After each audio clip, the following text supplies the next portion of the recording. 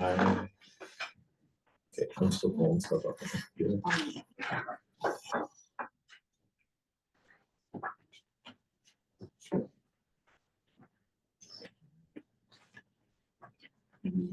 Just one person online?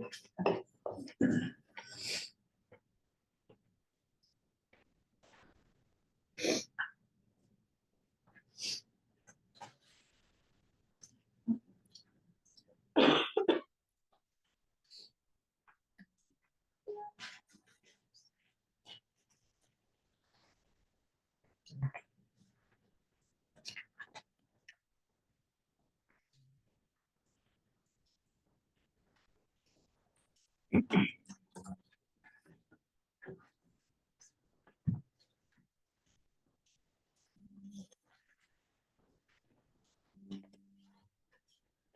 Well, are you all ready to get started?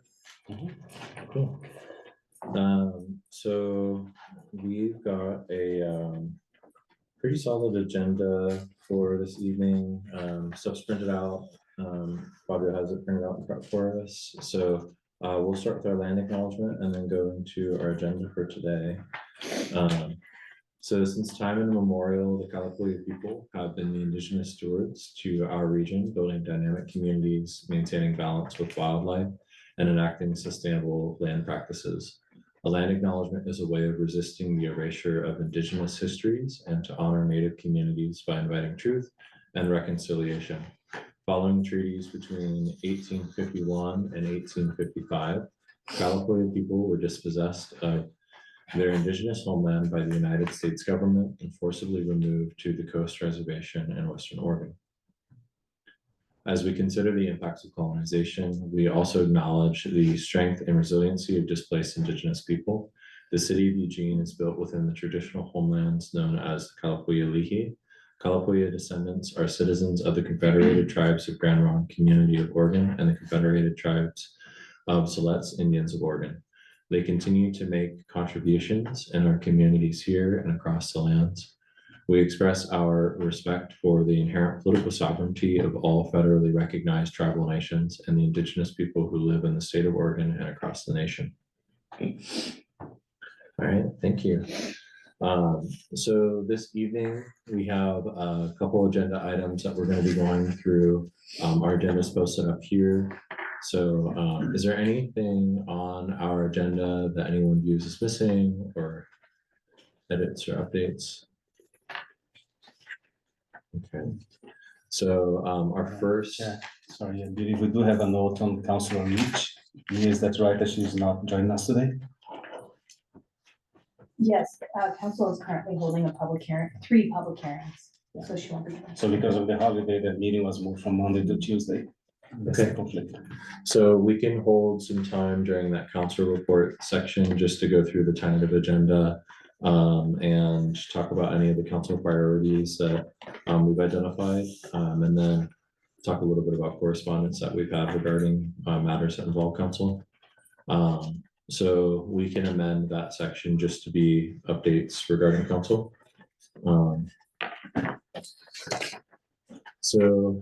Okay, our first item to review is the agenda minutes review. Has everyone had an opportunity to review the agenda minutes from last meeting? Okay. All in favor to approve the agenda minutes, say aye. Aye. Any opposed? Any abstain? Okay. For the commissioners online, can you please raise your hand if you are voting in favor of the agenda minutes? I think Jackie has her hand raised and Kiana also raised her hand. Thank you. Okay, thank you, so moved. So our next item to review, could you keep the agenda pulled up and share? Is our HRC leadership and commissioner updates. We have until 5:50 to do so.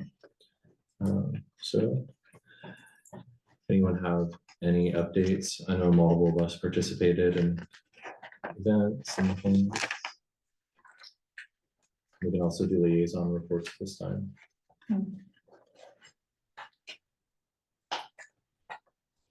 Well, I'll start by saying, and then you can continue, that yesterday was the Martin Luther King birthday march, which was wonderful and well attended, despite it being 26 degrees. And we did not get a banner, and because of illness, but I spoke to the mayor and to Mr. Hawkins and told them both that I was there for the commission. Very nice. And then you did the other half. I Yes. did not know that I was supposed to tell them that I was there. Oh, No. no, Okay. not a problem. I'm in a learning curve right Yes. now, so, but I was there for the other half, and it was great, it was beautiful. Andy L. and his gospel choir, and the mayor, and the governor, and the mayor of Eugene, mayor of Springfield, the governor, and then Counselor Lori Traeger, Commissioner Lori Traeger was there, and they spoke in a panel, and that was really good as well, very informative. And they also honored some people in the community who had passed away, which I thought was really beautiful. They had somebody come up and speak for each one of them. They were pillars in the community, and so that was really beautiful. It was very well attended, and yeah, it was nice. Yeah. Fabulous. Thanks for representing us there. Yeah, participating. Yeah. Yeah, it's always a That's fabulous event. Thomas, did I just hear you?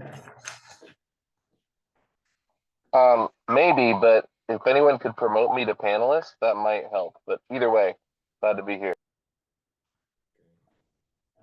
Commissioner, we sent an invite already. Are you not getting those notifications? I'm hearing promote to panelists from my end.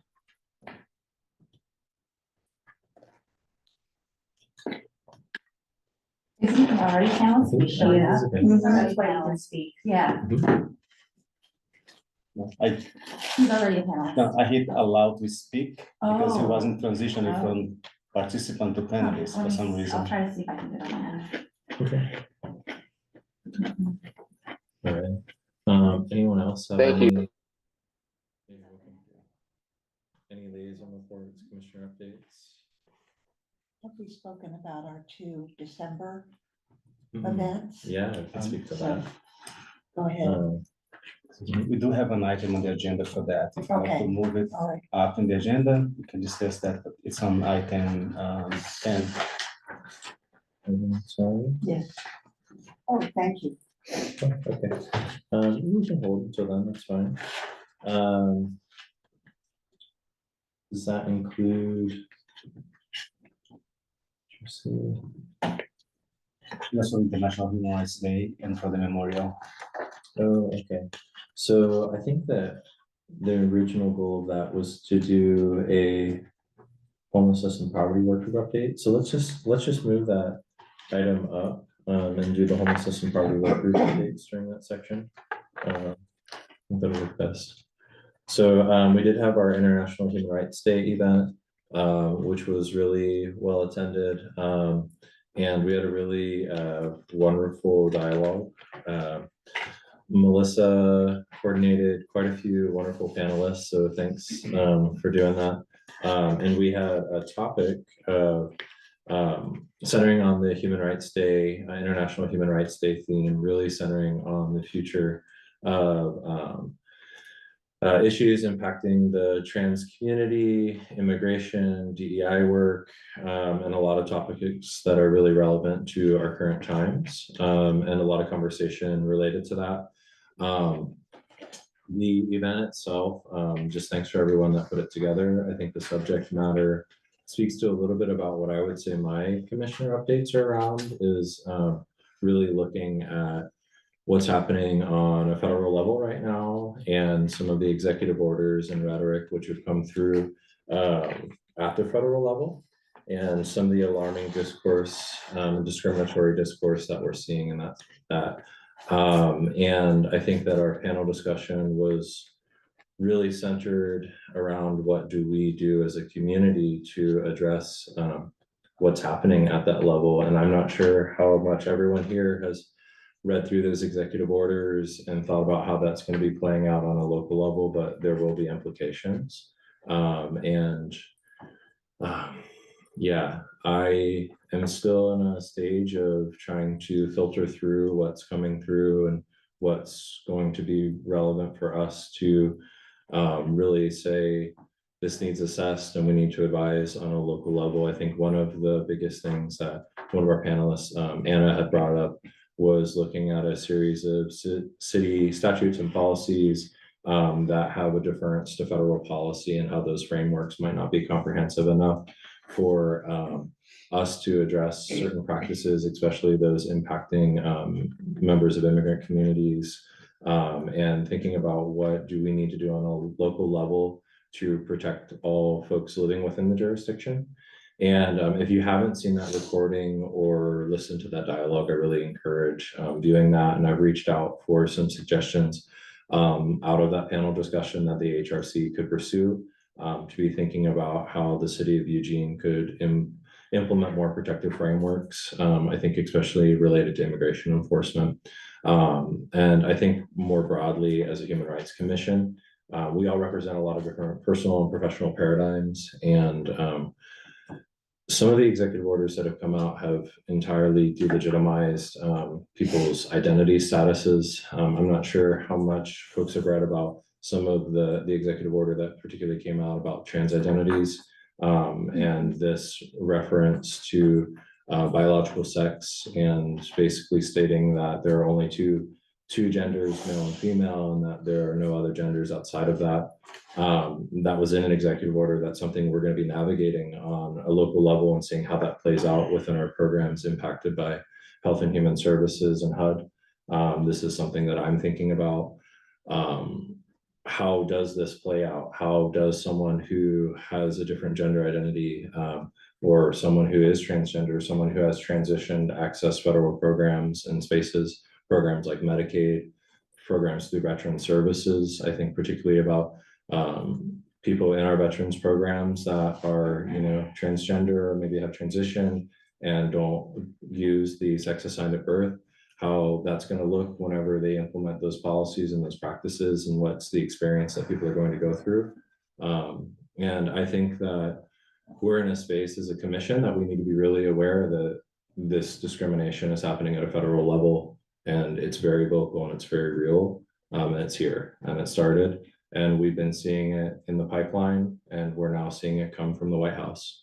And we have to really take our role as human rights commissioners very seriously during this time and be very vocal about what's happening and where those implications are on a local level to advise council and the city organization on gaps that we see, because it's going to be an intense first 100 days, and we're entering a season that we have to be vigilant and we have to advise through this capacity. So that panel discussion was foreshadowing the events and what's to come. And I recommend everyone take a look at it. And I appreciate all the panelists that participated and for folks that were able to be there.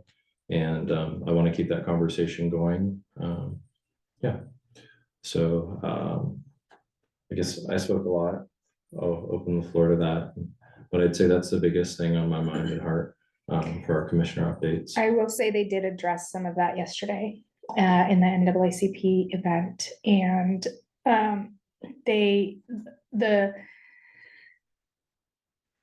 what I got out of what the governor and the mayors were saying was that Oregon is still going to stand firm on our immigration policies and not allow the federal government to, I mean, obviously we can only do so much, right? But Oregon is a safe place and will continue to be. So that was really reassuring. I'm not sure what our policies are specifically that will protect us, but yeah, they were just being, really reassuring with that. So that was nice to hear that it's on their minds and hearts as well, and something that they are really working towards. That's great. Thanks for sharing that. I have a question about your very valid concern that there are things that are not protected from federal, I forgot the word you used, precedence or override. What is the mechanism for our finding out what those pieces are? So Anna Lardner identified some specific statutes and Okay. policies that we should look into. Okay. So we can ask for those materials of reference, and I think asking the right questions and starting there. Okay. Yeah, and we have staff here that, you know, have a lot of familiarity and fluency with city policy, and I know this is on their mind as well. Okay. And so I think really asking, are there policies or statutes we should be paying attention to? Okay. But yeah, Anna did bring those to that and was Very really well specific versed. ones. Yes. Very specific ones. Yeah, and I know that both Anna and DJ have been working with Lane County, and I think they've been in a couple public forums in which they've shared some of those concerns also. So we're seeing some forward momentum on some of those suggestions, but I think it's worth us reviewing as well. We Yeah, promise to get it on the agenda for next month's meeting and. yeah, review. yeah, we can reach out to Anna and get those specifics. Thank you.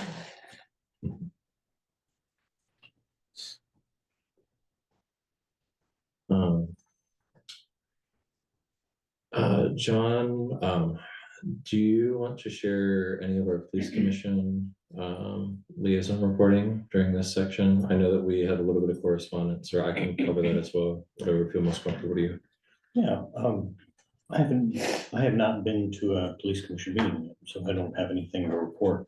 Okay. But appreciate the email messages that you CC'd me on. Yeah. Okay, great. Yeah. So so I'll reference just there is the police commission, we had reached out and trying to learn a little bit more about the situation impacting the Asian community right now. There was a forum that specifically spoke about the Asian community being targeted by a series of burglaries. And there's some information on that the police commission is reviewing, and that was discussed in a more public forum. And I'll pull up just so I can read through the specific notes, and then we'll be following up with a little bit more information regarding this matter with a one-pager provided by folks. So far, 13 Asian homes in Eugene have been hit by a burglary ring, 2 in Springfield, 1 of which hit 3 separate times. The police chiefs believe Asians are being targeted due to perception of being affluent or possibly prone to storing jewelry, cash in their homes. EPD acknowledged a missed opportunity to communicate with leaders of the local Asian community to provide warnings and or resources. Previous press release did not mention the anti-Asian target component for fear of inspiring copycat crimes. EPD's SIU is in close contact with the victims and conducting thorough investigations. There have been 2 waves of these burglaries, one that resulted in several arrests in June, followed by a second wave. EPD does not believe any Asian targeted burglaries have happened recently, but that timeline was not defined. Board members of Asian American Council of Oregon expressed eager willingness to work collaboratively with law enforcement departments to communicate and provide resources to the community. It was mentioned that AACO used to have contact with the SIU for direct communication, but they no longer know who to reach out to, and that information was not provided by Chief Skinner. Both agencies have community outreach teams to conduct vulnerability assessments or provide general personal safety recommendations. Both agencies use Google Translate and at times certified interpreters to communicate with citizens with a perceived language barrier. So that's an ongoing incident and a conversation that's happening in the community that we'll be liaisoning at the upcoming police commission meetings just to learn more about and things that we need to be aware of, because these are being referenced as bias incidents targeting a specific demographic in the city of Eugene. So just something that we'll want to be aware of and have follow up on. So I appreciate that, John. Yeah, thank you, Brandon. So those are, I think all the commissioner pieces and liaison reports that I know of. Is there anything else anyone wants to share? Any commissioner updates, reports? Okay. Lots of items there. So Lieutenant Williams, you are next on our agenda for updates. So welcome.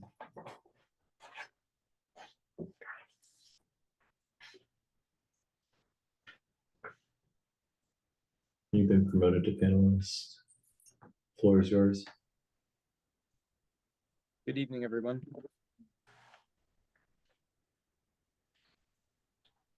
We have a number of items to go over together tonight. I'm going to start kind of in keeping with my usual trend. I'm going to go oldest to newest. So we had a number of incidents kind of mid to end of December. The first one we're going to talk about took place on the 17th of December at sort of an assisted care facility, apartment complex, more of an apartment complex in the Highway 99 area, where a caregiver witnessed a husband sort of verbally berating his wife, who she was there to care for, pretty aggressively for about an hour. He ended up using a racial slur against his wife, just as an insult. It was sort of, it wasn't directed at the caregiver, who is a Black lady, but she took exception to it and then kind of entered into the discussion. She tried to take the lady for a walk to get away from this guy. And then he became upset about the door getting left open, and then kind of became angry at her, grabbed her by the arm at one point with no right to do so. He later denied there was no apparent injury, but he denied that the racial slur was directed at the caregiver. It was just a cruel insult toward his wife, and denied grabbing her. Said that he just tried to move past her to close the door. He was arrested for bias crime in the second degree for he did admit to kind of pushing her out of the way to close the door. So a physical harassment kind of situation basis for that bias crime in the second degree. His wife was referred to Senior and Disability Services for an assessment to make sure she's safe there. And then our victim was referred to the Office of Equity and Community Engagement. Our Special Investigations Unit supervisor reviewed that case, and it sounds as though it's pretty much wrapped up. The next case took place a couple days later, kind of in the Four Corners area. We actually have a couple tonight in the Four Corners area. This was at the parole and probation office, actually. A lady was down there dropping off her boyfriend for a meeting with his PO, and she just was passing the time outside with her dog when somebody she didn't know began hollering at her and then calling her a racial slur. She told officers she's of mixed Native and Hispanic descent. And then at some point he got out of the car and approached her and was threatening to kill her and kill her dog. Eventually parole and probation officers came outside due to the disturbance and sort of diffused things. The officers spoke with both parties. He claimed that she started it and was engaging with him first, but in the video, there's no audio apparently of the video interaction, but it seemed to corroborate her statement about him getting out of the car and approaching her. So he ended up going to jail for bias crime in the second degree and disorderly conduct. Some of his behavior, Sergeant Dorman told me some of his behavior, Sergeant Dorman's our Special Investigations Unit supervisor, seemed to indicate a possible emotional disturbance on his part. It's a possible factor in his conduct that day. He was pretty unpleasant to the officers all the way to jail. The next event was Christmas Eve. This was an assault call down at the kind of near the Y2 on Broadway in Eugene, downtown Eugene.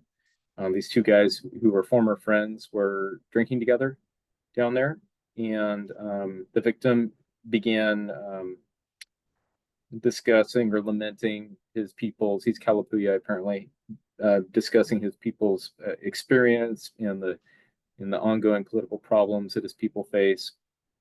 And his former friend told him to stop whining and get over it, and an argument ensued. And then the suspect ended up hitting our victim over the head 4 or 5 times with a padlock that was fastened to a strap before he ran off, and caused some lacerations on our victim's head. Officers found him a couple blocks away. They found him. They found pretty quickly. They were able to figure out the weapon that was used, and he actually had a padlock hanging out of his pocket on a strap. They took him into custody. Again, he was pretty unpleasant to the officers, kind of giving similar insults of a biased nature toward the officers on his way to jail. He was arrested for bias crime in the 1st degree. And that was cleared by arrest by the patrol officers, but our special investigations unit reviewed it to make sure everything was covered and it looked like it was. He was also referred to the Office of Equity and Community Engagement. The next case took place on December 27th out on West 18th. 3 juveniles got on an LTD bus, 2 16-year-old buddies, and then one of their 14-year-old brothers, younger brothers. As they got onto the bus, the 14-year-old yelled out something about his brother's buddy having a bomb in his backpack. This person is of Middle Eastern descent, and it was later believed that this youth said this as an insult or a joke toward him based on his Middle Eastern descent. It caused quite a scare. The bus driver evacuated everybody off the bus and called LTD security and 911. They did a search of backpacks, and of course there was nothing there. But the victim's father and the victim were pretty upset about the whole thing. They missed prayer. Dad had to miss some work. It was really disruptive. Officers tried to contact the suspect and his brother, but they'd already split, and their parents weren't interested in them being interviewed. So officers ended up going out and issuing the 14-year-old a citation in lieu of custody, which is legally an arrest for those who are unfamiliar with the term, for disorderly conduct in the 2nd degree. That was followed up with by the Special Investigations Unit. The last incident is involving the Network Charter School down on kind of South Willamette. They've had a string of incidents. I'm not sure if any of you have heard about this, but they took place Monday, Tuesday, and Wednesday, the 13th, 14th, and 15th, where kind of lunchtime, youth of different ages were milling around outside the school near the intersection of 25th and Willamette, and were shot with airsoft pistol pellets, which are kind of like plastic BBs. And a derogatory slur was used in at least one of the cases toward sort of a comment on sexual orientation, although there was no real consistent victim in these cases. On Monday, a single student was struck. On Tuesday, two different students was struck, and then on Wednesday, another student was struck. So all different victims, different backgrounds. That is being reviewed for assignment by our special investigations sergeant. So hopefully we'll have more on that down the road. Also, the officer kind of canvassed for video, requested some video from the coffee stand nearby, and made a request to our community engagement team about possibly getting a Guardian trailer, one of the trailers for video surveillance. I don't know where that request is at, but that's a one possible investigative tool.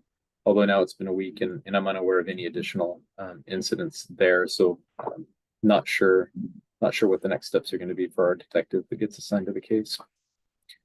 And that is it for our most recent vice crimes incidents. Are there any questions for me regarding those?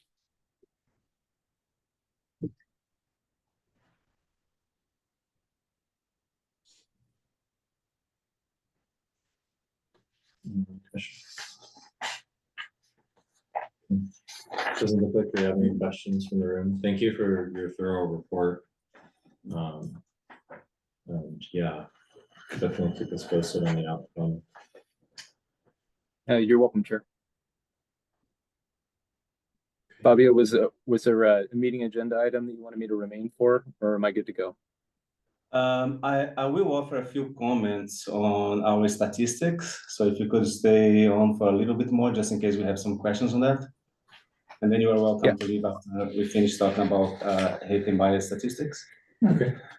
So I shared today the latest report with data from 2025, because we get every Monday an automated report from EPG. So as you saw in your email, we already have 2 cases for this year. And I share the last one we received for 2024, which has the year-to-date numbers. So we had 37 hate crimes reported to Eugene police. Those numbers can change before final statistics are published, because some investigations are still ongoing. So usually they change 2 or 3 in each direction. But 37 is in line with what we have documented over the years for Eugene. And these are just hate crimes, not bias incidents. So bias incidents include the criminal and non-criminal cases. Most of the non-criminal incidents are being reported through the Oregon bias hotline. So since January 1st, last 2023, we have been redirecting all callers and the online reporting to the state system, and we get statistics from them. The last time I spoke on that was in October, when I presented statistics until the end of September. And the numbers we had by then were showing a very steep decline, just using the state data. And that's because the state data is based on the number of reports and not on the number of cases. So the data we had for 2023, for example, there was the anti-Semitic flyering that happened in Eugene, and we got 162 reports on those. Plus, we have an incident targeting an African-American family at a housing community here in Eugene, and we got 48 reports on the same week. So those caused the numbers in 2023 to be much higher than usual. In 2024, despite it being an election year, the numbers were trending downwards. I hope to have final statistics by the February meeting to provide to you. We get those from the state bias hotline staff. In addition to whatever is reported to the state, we have some internal reporting. For example, at the Eugene Library, every time they find something that is categorized as hate speech, they report that to us. And we'll be cleaning up the data and also adding that, and I can present more details at the February meeting. Most of the incidents are either hate speech in writing being left at the library space, or when someone is being removed from the library or receiving some sort of warning. If the staff is not a white person, that staff suffers discrimination, right? Harassment, and sometimes it's very difficult for staff to witness that and have to take care of everyone and be victimized in that manner. And almost every single incident, when it was a verbal attack, it was against staff. So staff at the library is dealing with a lot of those situations. It will be about 30 cases for the last year. And just something else I want to comment on is regarding our role in supporting victims of bias and hate crimes. As you heard the lieutenant mention, every time EPG receives a report that is categorized as a hate incident, EPG offers the victim a card. So we have a card that we share with them, and that has our contact. So all victims of a hate crime in Eugene receive our information, but it's up for the victims if they want to connect with us or not. So it's always victim directed. We don't go after those people. We don't get their personal information. EPG doesn't share that with us. So they share our information with the victims. And over the years, at least since I joined the city 6 years ago, the number of people who actually follow up with a request for support after having the case documented and investigated by EPG is very small. So most of the cases we get here in the office are connected to the Spanish-speaking community, because they still have our contacts, and that's supposedly more difficult for them to find in other agencies. so they can call us directly. Yes, so that's the information we are receiving here. We are no longer primary for bias reporting, but we do meet with the state staff from time to time to align the kind of supports we can offer and to get information from them on anything they're noticing regarding Eugene. For example, for the burglary incidents, we did not get notification. That wasn't known until it became public through media. Probably because those are reported as burglary. So staff at 911, if they get a call, we don't get all the information about the identity of the victims, and that's revealed later through the investigation. So our involvement is usually per request or through ongoing engagement by, as you saw in our report, and we'll talk more about that later, through the to us being present at events, sharing our hate and bias materials and information, or showing up for meetings when people want us to engage and talk more about that. And one last thing that I want to share is that in connection with the anticipated actions on immigration, the state hotline was featured in some media pieces, mostly on right-wing conservative media, including the main news network for the country. And the volume of calls that they got attacking staff at the hotline was so large that they had to shut down the hotline for a week. So that kind of targeting of people doing equity work and doing support for immigration or transgender rights and whatever it is that is seen as a target now for the current administration is increasing. We are members of the GARE network. It's a government alliance on race and equity. And we get data from what is happening across the country. So we are monitoring what is going on and get information about how these new policies may impact municipalities. And we may have more to share as we learn more about what is coming out of the new administration. I have two questions. Thank you very much for that. When staff and hotline volunteers are attacked, does that get reported as a hate crime or a bias incident? For our own staff, yes. So Okay. as I mentioned, we have an internal reporting Right. system that now includes that kind of Right. incident. Mhm. So that's why we're getting the reports from the library. Every time they notice something, and most of the reports come from the library. We include that in our data. I do not know how the state is doing with that when they are being the target. Right. You don't know if I they don't are know yet if reporting they are themselves as victims. Yeah, documenting that in their statistics or not. And my other question is there an estimate of how many hate crimes and bias incidents are unreported? That is almost impossible to know for Right. sure. The only data we have, there's a more reliable data, is the crime victimization survey. It's a national survey that is applied every year or from time to time. And sometimes we get statistics. So they just sample people and try to understand if people have been a victim in a crime or in a situation, if they report or not. And has been a trend over the years is that something between 60 and 70% of the bias incidents are not reported. So most people will be victimized. They will talk to other people about it. In some cases, they may be victims of a crime, actually.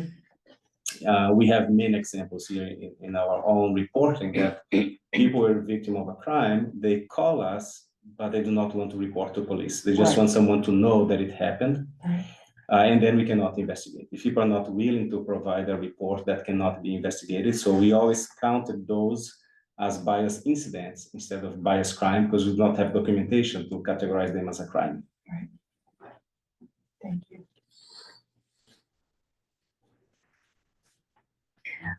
Question, when bias incidences happen at schools, do they get reported to your, Only if the families report Okay. or So the school if doesn't someone else report. reports. The schools usually they deal with those internally because they are also trying to protect all the students involved, or for other reasons, like case at the university, for example, we usually don't get data about what happens inside the campus.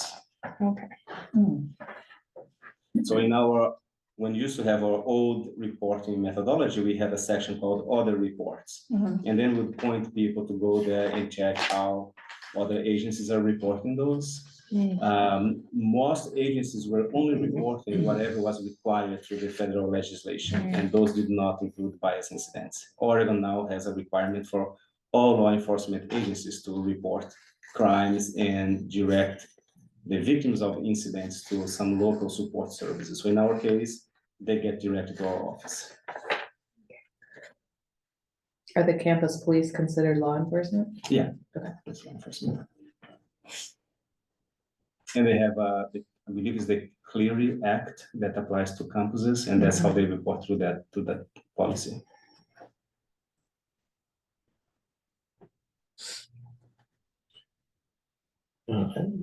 This is not necessarily tied to the bias reporting, but kind of the function of the OECE and other offices that manage this at a state and local level.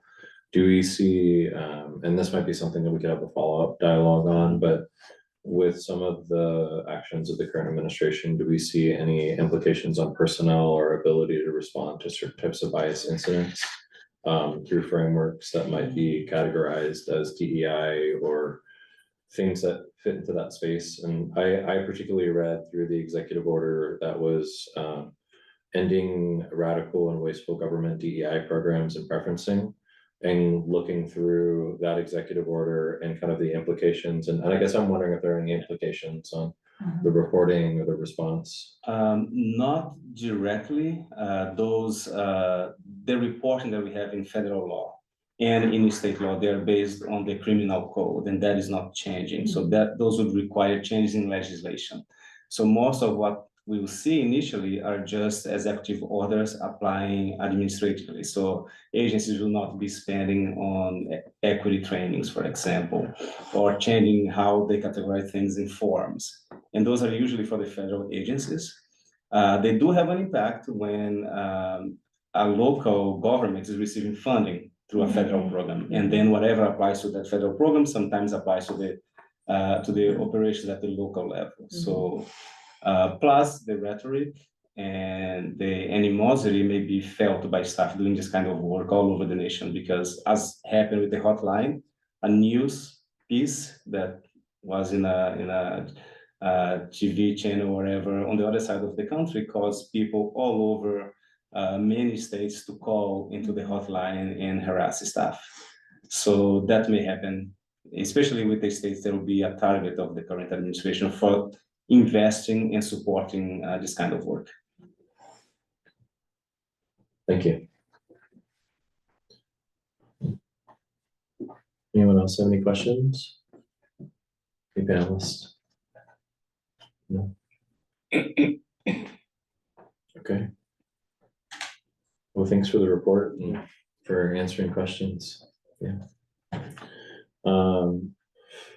So our next item here was listed as a council report, and we looked to just discuss the council agenda, which is included in your meeting packets.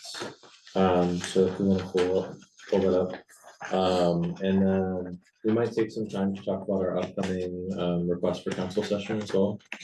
Are you comfortable? Yeah. So this is something that we talked with Councilor Leach pretty intentionally with, is us staying up to date on the upcoming council agenda items, and if there's anything in tentative agendas that you would like to ask any questions to Councilor Leach about, or specific follow-up that you might have on those items, you can take some time to review that and either let us know during this meeting or follow up, and we can send it over to Councilor Leach. In our last meeting, we had some questions regarding the street naming projects and some of the materials surrounding that. And I believe included was the, what was it? I think it was called the memoranda. Oh no, testing my memory. The 2019 adopted resolution 5274. And that was the Sites of Memory memorandum. So Councilor Leach had sent over that information for us to be able to review. And we can just take some time to review that on our own. If we have any questions on that, just to follow up with her, since that was some information that we requested from her. But if there's anything else on the agenda that you have questions on or would like us to know, we can send that over and get a response either via email to the commission or at our next commission meeting. So is there anything on here that folks see that they'd like further insight on?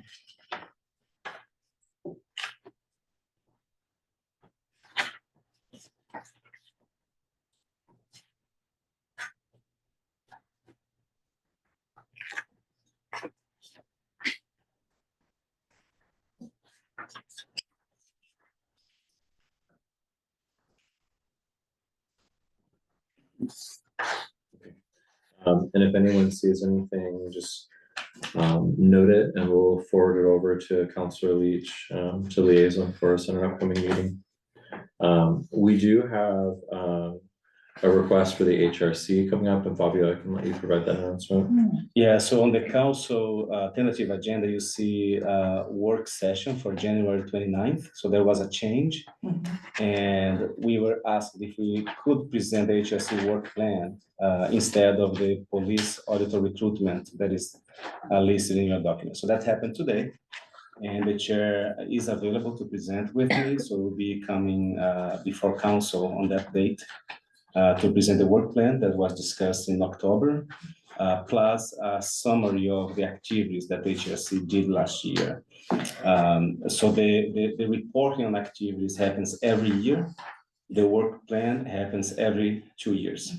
So it will be a presentation of the 2024-2026 work plan and a report of what HRC did since between September 2023 and June 2024. So that includes the events that we sponsor, the events that we attended, any recommendations submitted to council, people who served on the different boards and commissions as liaison. It's just a summary of what we documented over the years. So that work session is happening during lunchtime on the 29th. And we are item number 1 on the agenda. It could take up to 45 minutes. Virtual only. Yeah, it's virtual only. Oh, it is. Okay. So we can share the link if the commissioners would like to watch. Please. It is interesting to see the engagement and the kind of questions that councilors will ask of the HRC chair and of staff. Thanks for setting that up. So if anyone tunes in or has any specific information that you'd like me to have going into that meeting, just follow up with me. The goal would be probably about 2 days before that meeting, so I can prep and have everything squared away, but we should be in a really good spot to present our report and how that goes to the council. Anything else on council items? I was just checking to verify, did we get the memorandum in this work packet that Councilor Luke sent over? If not, I can forward it over to you to make sure. I believe I included the one about. I thought you did too. Yes, I thought I had. No, it's this one. I'll re-forward it over and then we'll just make sure that it's included. And that's just the 5274. That way y'all can read through it, but that's the sites and memory document. Sorry, Oh, you're you're okay. supposed to be here. You put together a really big packet, so Yeah. don't stress it. So I'll just make sure y'all have that and we'll get it emailed out. Then if anyone has any questions on that, it'll be upcoming, so. Yeah, it is here, page 20. Perfect. Page 20. Okay. Awesome.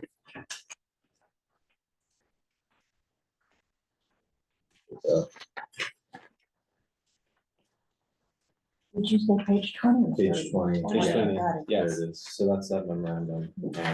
And so that's following up on that work of WCU, which has been years in the making. So, okay. Our next agenda item, if no one has any more topics for council agenda. Chair, just a little note on information from the HRC to council. So as if you remember, the HRC recommended some steps regarding multicultural services in Eugene. Melissa worked on that process, and which was concluded last year. So the report is going to council. We are submitting as a memo to council this week. So that came out of an HRC recommendation. It was paused during the pandemic, and then we resumed it at the end of 2023. And we concluded the survey, the listening sessions, and the report last year. It includes some next steps that the city could take as recommendations. And we shared that with our executive leadership at the end of the first week of the month, and now we're sharing with council this week. Thanks. Yeah, and there's a variety of local iconography and cultural artifacts that you'll see in that memorandum, things that you probably recognize from the local community that have been aspect of that memorandum and a topic of conversation for that. So do read through, and if you have anything to follow up. Chair, Mhm. after your presentation on the 29th, does Mhm. our plan get voted on? Mhm. Yes. Yeah, that would be part of that approval process, and Okay. council will be able to ask any questions on specific work plan items or any follow-up. And historically, council's been a unanimous vote in approval of our agenda or of our work plans that we put through, so we'll probably not see very much editing or amendment to that, probably just notes of clarification. And then some questions about progress monitoring. I think one of the biggest things that I've seen council ask is what things have had forward momentum, what are maintained items, and then there's typically questions about length of the Human Rights Commission's work plan. So kind of contextualizing why we might have certain items or when we expect to have those items actuated on. So yeah. Okay, so in that same area of updates, I have included in here the notes from our quarterly meeting with the mayor and community manager that happened in October. And the notes from that meeting, and our goal being that we have an upcoming meeting that I've requested for the month of February. City staff have said that we'll likely get a meeting sometime in February or March, depending on how that the city manager and mayor want to organize that meeting. If it will be a mayor and city manager joint meeting, or if it'll be a separate organizational meeting with the city manager and the mayor. But what I wanted to do to prepare for that, whether it's February or March, is see if there's anything in particular that the commission wanted us to prep for that meeting, to talk about questions that you might have. And at the same time, just be an open discussion, if there's anything in particular that you would like brought up or discussed.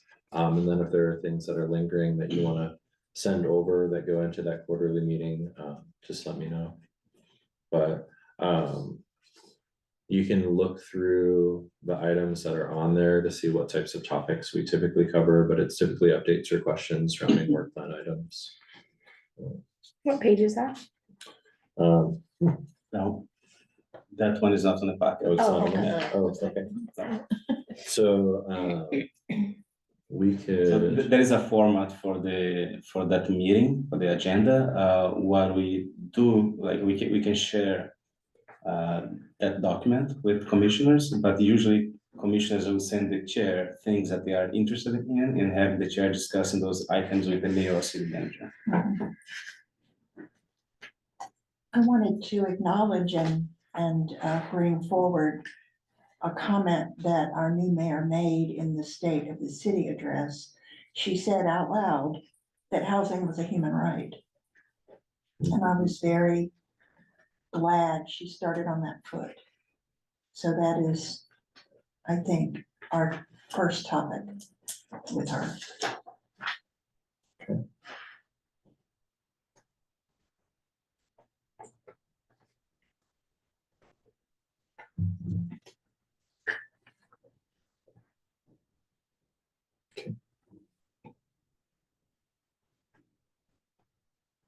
anything else that's top of mind that you all have questions for? It's an opportunity to ask the mayor around what are human rights goals that she may have, city organization on human rights related projects or initiatives. some conversations about that strategic plan.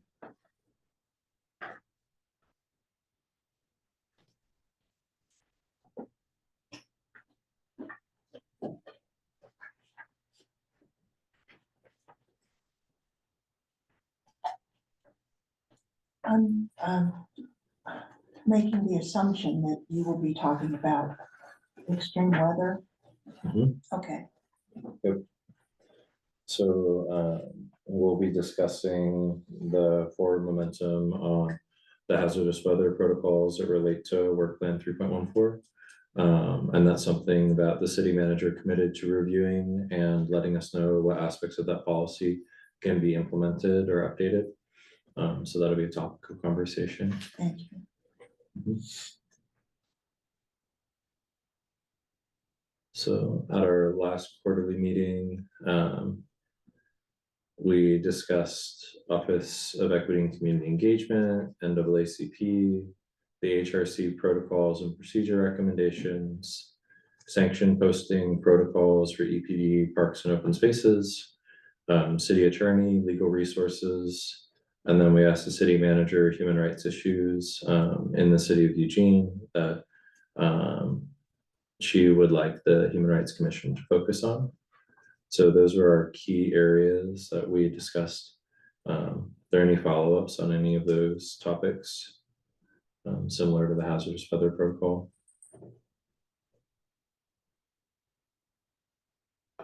Okay, so we'll likely be discussing the approved work plan, council approved work plan, some of the goals for implementing it, probably highlighting some key priorities and seeing alignment with the strategic plan. And then learning a little bit about the mayor's human rights related goals, similar to what you shared. So if anyone has any additional follow-ups or wants to review the notes from the last quarterly commission meeting, just let me know and we'll make sure that that's sent out to all the commissioners so you can review those notes. I would love to see those. if you do. Mhm. All right. Okay. Well, anything else on for the meeting? Okay. Our next topic is city budget, and this will be led by Fabio and Mia. Yes, thank you. So this also pertains to the council tentative agenda. You may have noticed that they had a budget workshop last week, which was part one, and they'll have another tomorrow as part two. I just wanted to bring your attention to this because we were given a pretty significant assignment last week. So to back up to December, prior to the council break, they had been considering a fire fee, which is a fee that would show up on your utility bill for every household in Eugene and yielding roughly $10 million for the fire service specifically. That would also alleviate fire's needs for general fund funding by about the same dollar amount.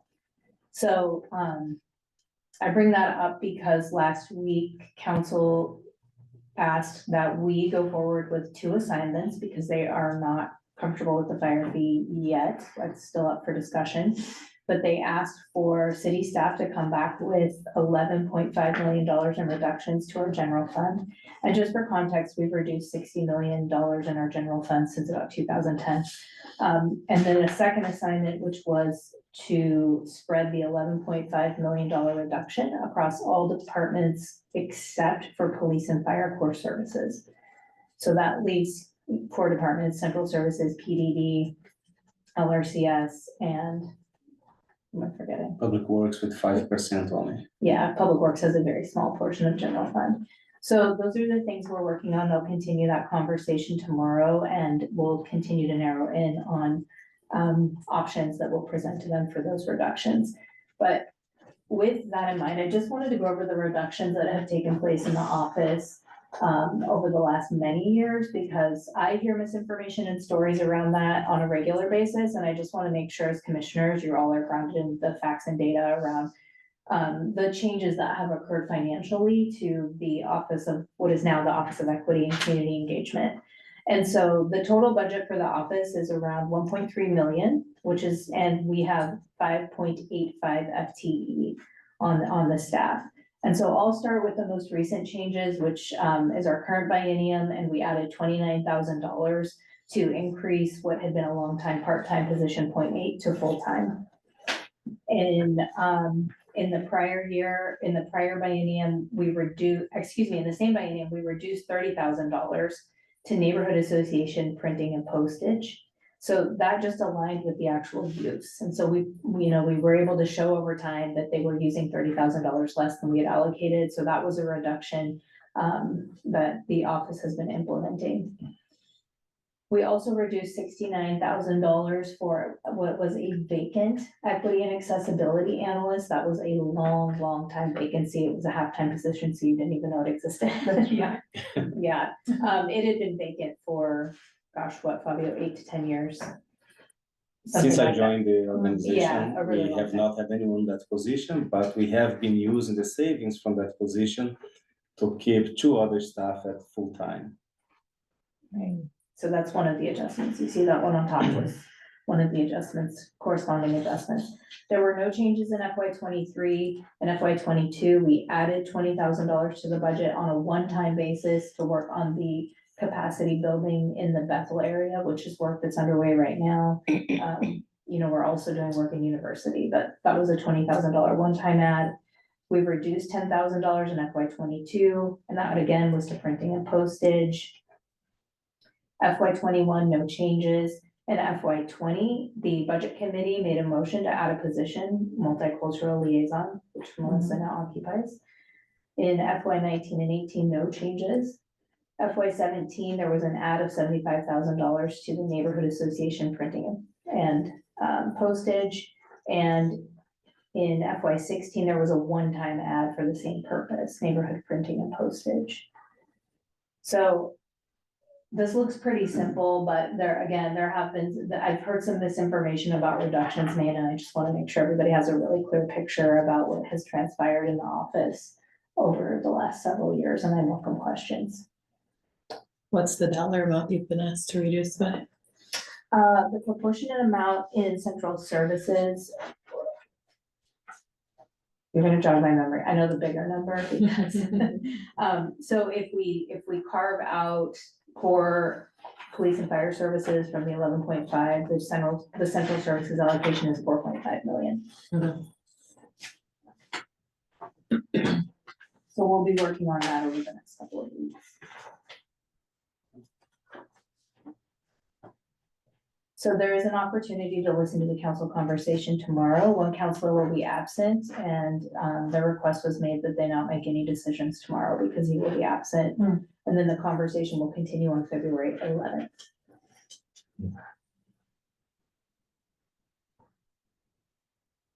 And I may add, Counselor Leach is very open to answering any questions or liaisoning for us on this matter. So if you do have any questions about this or the tax, just reach out and we'll make sure that that information gets communicated to Counselor Leach.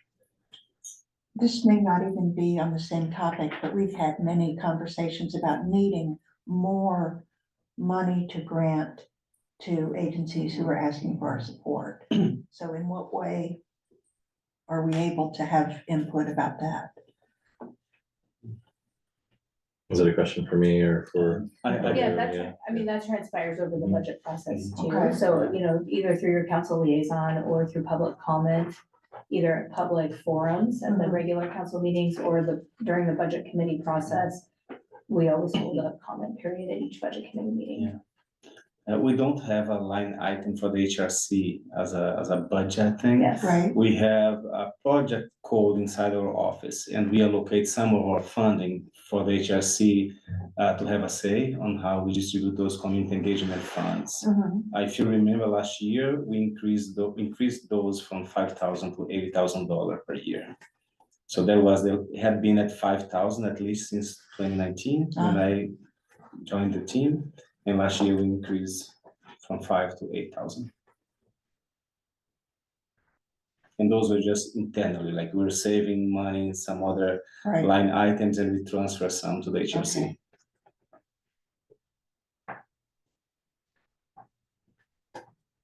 Any other questions?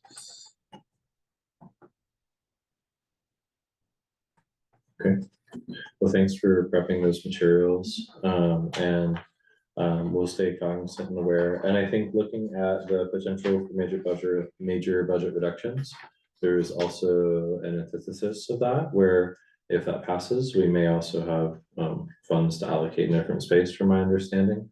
So with that reduction, I guess, is there potential with that passing for there being more money to fund programs, or what does that look like if that passes? Would be my last question on it. Yeah, if the fire fee goes forward, then that secures $10 million for the fire department. We have long-term structural issues because, you know, based on our property tax system in Oregon, our costs are far outpacing our revenues. And so we're working on that on a legislative and structural level. But in the meantime, you know, it's likely that we aren't totally out of the woods. And so that would secure some of the things that are funded one time through the next biennium. And it would secure many services as we know them today through the next biennium. But it's something that we're gonna have to keep working on and looking at. Okay. Yeah, it's not assurance for long-term funding for any program. And certainly it doesn't give us extra funds to work with. Okay.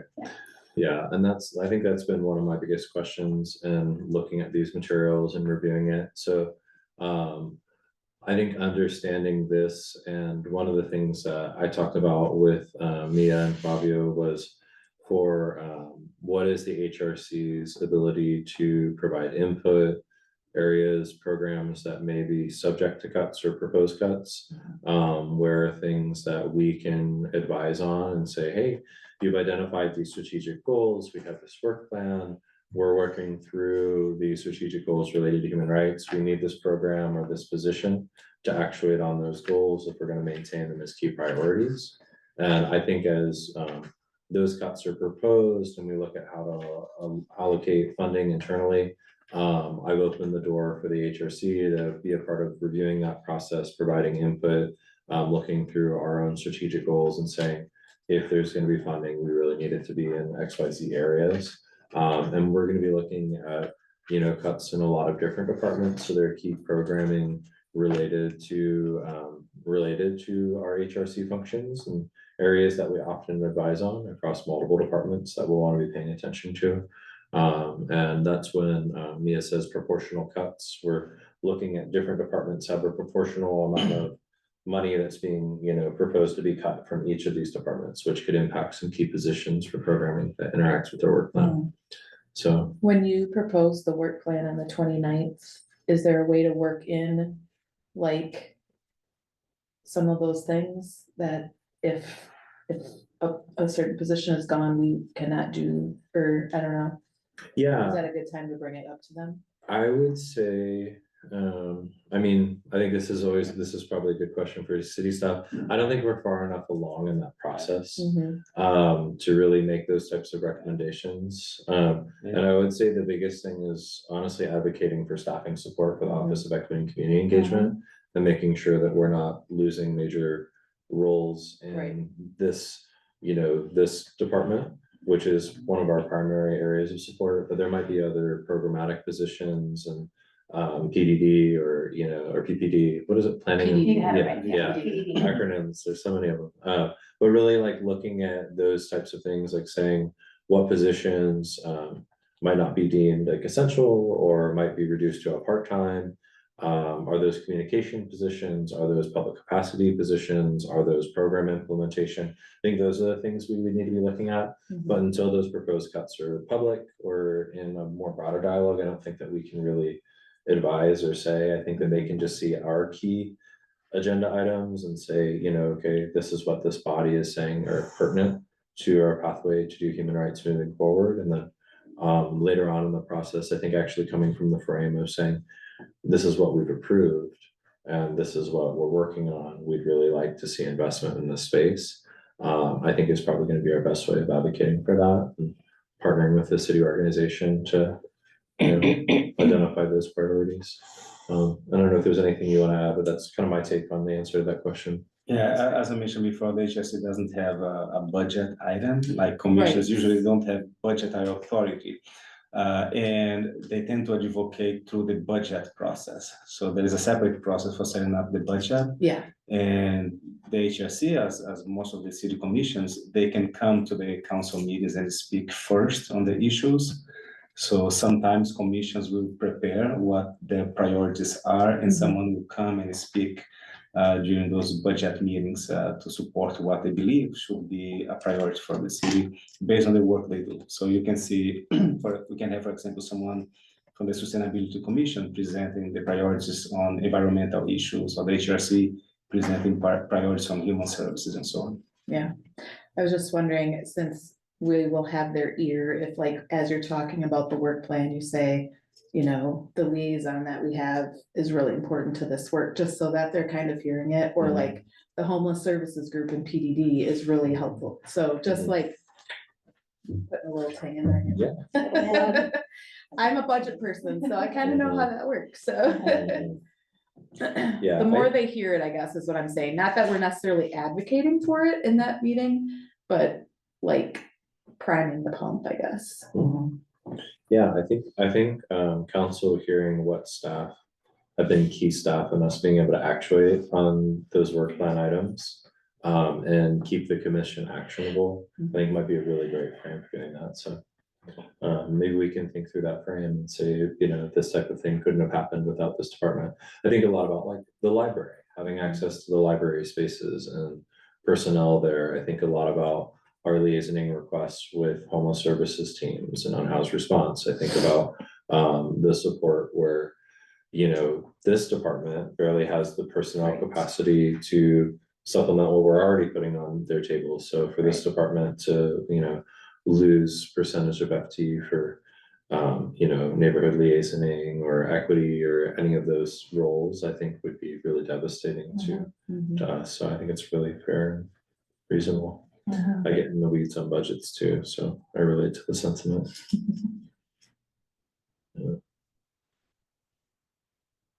Anyone else? Any thoughts or questions?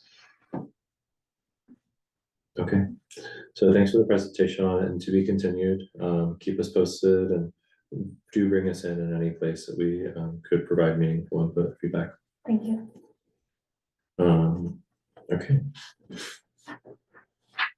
So our next agenda item here, we shifted this focus to be homelessness and poverty work group updates. We're holding space for homelessness and poverty work group updates and VCU work group updates. And the key area of focus for the homelessness and poverty work group in its most recent ad hoc meeting was reviewing the draft work plan and highlighting its key priorities within that work plan so that we could set up some planning for the spring.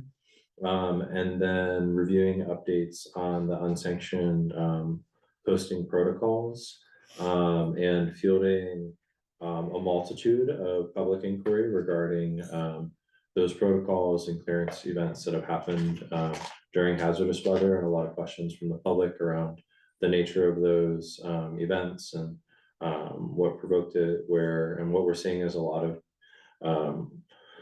conflicting information around where clearance events can happen during hazardous protocols, what types of incidents get what type of response. So the Office of Equity and Community Engagement are currently following up on a series of BPD call logs that were forwarded over, as well as liaisoning with a couple departments, police, parks, and unhoused response that would be involved in those matters. But the general piece, I think, that the homelessness and poverty work group discussed is, and where I would say I have a point of dissatisfaction from my end, is that our commission passed these recommendations last year at this time, trying to prepare and update the protocols so what's happening right now on the streets wouldn't be happening. And you know, this was a topic at our October quarterly meeting, and we have a commitment from the city manager that these protocols will be reviewed and a hope that some aspects of these protocols can be implemented. There's the response that we've gotten largely is a series of these protocols defer to county protocols and guidance. And that's why implementation of the protocols goes a certain way or doesn't. There's a lot of jurisdictional limitations between private and public property. And the general feedback around is that any of these clearance events that might be happening on the railroad tracks are private property. And so the city has limitations on this, even though it's within the jurisdiction. So the clearance events that are happening on private property aren't subjected to the same type of framework that might happen in a public way of our parks and open spaces. And that's the guidance that we've gotten to date on that. I would say one of my critiques that I'm going to offer on this discussion is thinking about the continual deference to Lane County protocols as being our framework for responding to this. Whenever our jurisdiction is operating under a different charter, which is operating as a human rights city, and saying that we want to uphold and protect human rights in this jurisdiction. That commitment, we're not the Human Rights Commission of Lane County, we're the Human Rights Commission of the City of Eugene. And when I'm looking at some of the things that are brought up in this protocol recommendation, and just really highlighting the pieces that the Homelessness and Poverty Work Group have really taken time to think through. We're identifying multiple areas of human rights that we feel are violated from the unsanctioned posting protocols. Some of the things that we're recommending, there's simple considerations for procedural ways of engaging with folks. And I just want to review these so that everyone in this room has the familiarity of what types of considerations are we making, why are we really talking about this from a human rights perspective, because the protocol recommendation goes beyond just the scope of expanding what those hazardous weather conditions are. Like we're talking about asking, you know, our city to commit to not engaging in any form of camp clearance at like nighttime, coming and posting a tent with a 2-hour notice in a park and open space in, you know, at night. Like no one who gets cleared from parks and open spaces is going to be able to go and access a shelter program at 11 p.m. That person, if we take their property, we take their shelter, the city is saying it's okay if you don't have a place to be tonight and you can't be in this location. Taking someone's tent at 11 p.m. means that that person is going to get cold exposure. Egan has resources. There's a whole, you know, initiative to try to do encampment centered outreach and provide shuttle programs. But if someone doesn't have a cell phone, they can't call that shuttle. If someone's on the other side of town, like they're not safe necessarily to walk from point A to point B to access a program like that. If these clearance events are happening after intake, hours of intake, a lot of these shelter programs aren't accessible. And considerations that we've outlined here, and I'm just going to read them out so we can be thinking about like things that we need to consider. What page are you on? I'm sorry. And this is page 16. Thank you. So in instances of posting or removal as outlined in the unsanctioned posting and removal weather protocols, options for adequate shelter alternatives for each individual must be identified, verified in real time by outreach providers or municipal staff using all available tools. Outreach providers and municipal staff should do due diligence to verify that the shelter alternatives identified are open for business and are available to conduct intakes into their shelter program. Dusk to Dawn and the Eugene Mission have limited hours in which you can do an intake for a walk-in program. Outreach providers and municipal staff should do due diligence to verify that the shelter alternatives identified offer services that meet the demographic criteria and composition of the household. Is this an unhoused family? Is this someone who maybe doesn't have access to those shelter programs, needs specialized referrals? Do they have mobility challenges that those programs can't accommodate? Do they have disability statuses that those programs can't accommodate? Do they need an interpreter to do an intake at a program like that? Are those programs equipped to do those intakes? Outreach providers and municipal staff should do due diligence to verify that individuals do not have temporary bans, permanent bans, or other measures inhibiting the household's ability to access the shelter alternatives identified. If someone goes in a shelter program, sometimes it doesn't work out at that shelter program and they have banned statuses from those programs. So if we are giving someone a citation and saying, you're not allowed to sleep here, we're confiscating your property, you need to go to a shelter program, does that person actually have the ability to access the shelter programs that they're being referred to? Are we checking to see if they're eligible for those programs? Many times people have 1 month, 6 month bans depending on those programs. We have to really be considering, are people actually eligible when we say go to a shelter? Can they actually go to a shelter? Outreach providers and municipal staff should do due diligence to verify that individuals do not have circumstances inhibiting an individual's ability to access shelter alternatives identified, including but not exclusive to variables such as safety concerns, privacy concerns, or other concerns that might be associated with their protected class status. Thinking about disability, thinking about domestic violence status. Is someone avoiding a shelter project because they have a previous abuser that might access those spaces or know that they access those spaces? Is someone avoiding those shelter programs because they don't have the linguistic or disability resources for someone to access? And outreach providers, municipal staff should arrange transportation assistance within a reasonable timeframe. If we're asking someone to move and go from somewhere like Alton Baker Park to Highway 99, is there a resource pool that we could coordinate to help someone get transportation from point A to point B? You know, is that something that we can offer? If we take someone's shelter option, if they don't have shoes, if they're in a wheelchair, how do they get from point A to point B? These are real human rights concerns that we really need to be considering. And the organization that we are advising right now are not necessarily making these considerations. And I am talking to people on a daily basis during these extreme weather events that are navigating this, and they don't have resources. These are people who's like, they're getting hypothermia, they're getting frostbite, they don't have a shelter program that they can enroll in. They're coming and asking for tents because their tents have been thrown away by law enforcement. They're coming asking for blankets because their blankets were lost in a clearance event. These are real people in our town. They're citizens. They're people that live here. They make up a very small proportion of our population, but they're real people experiencing very real and raw things.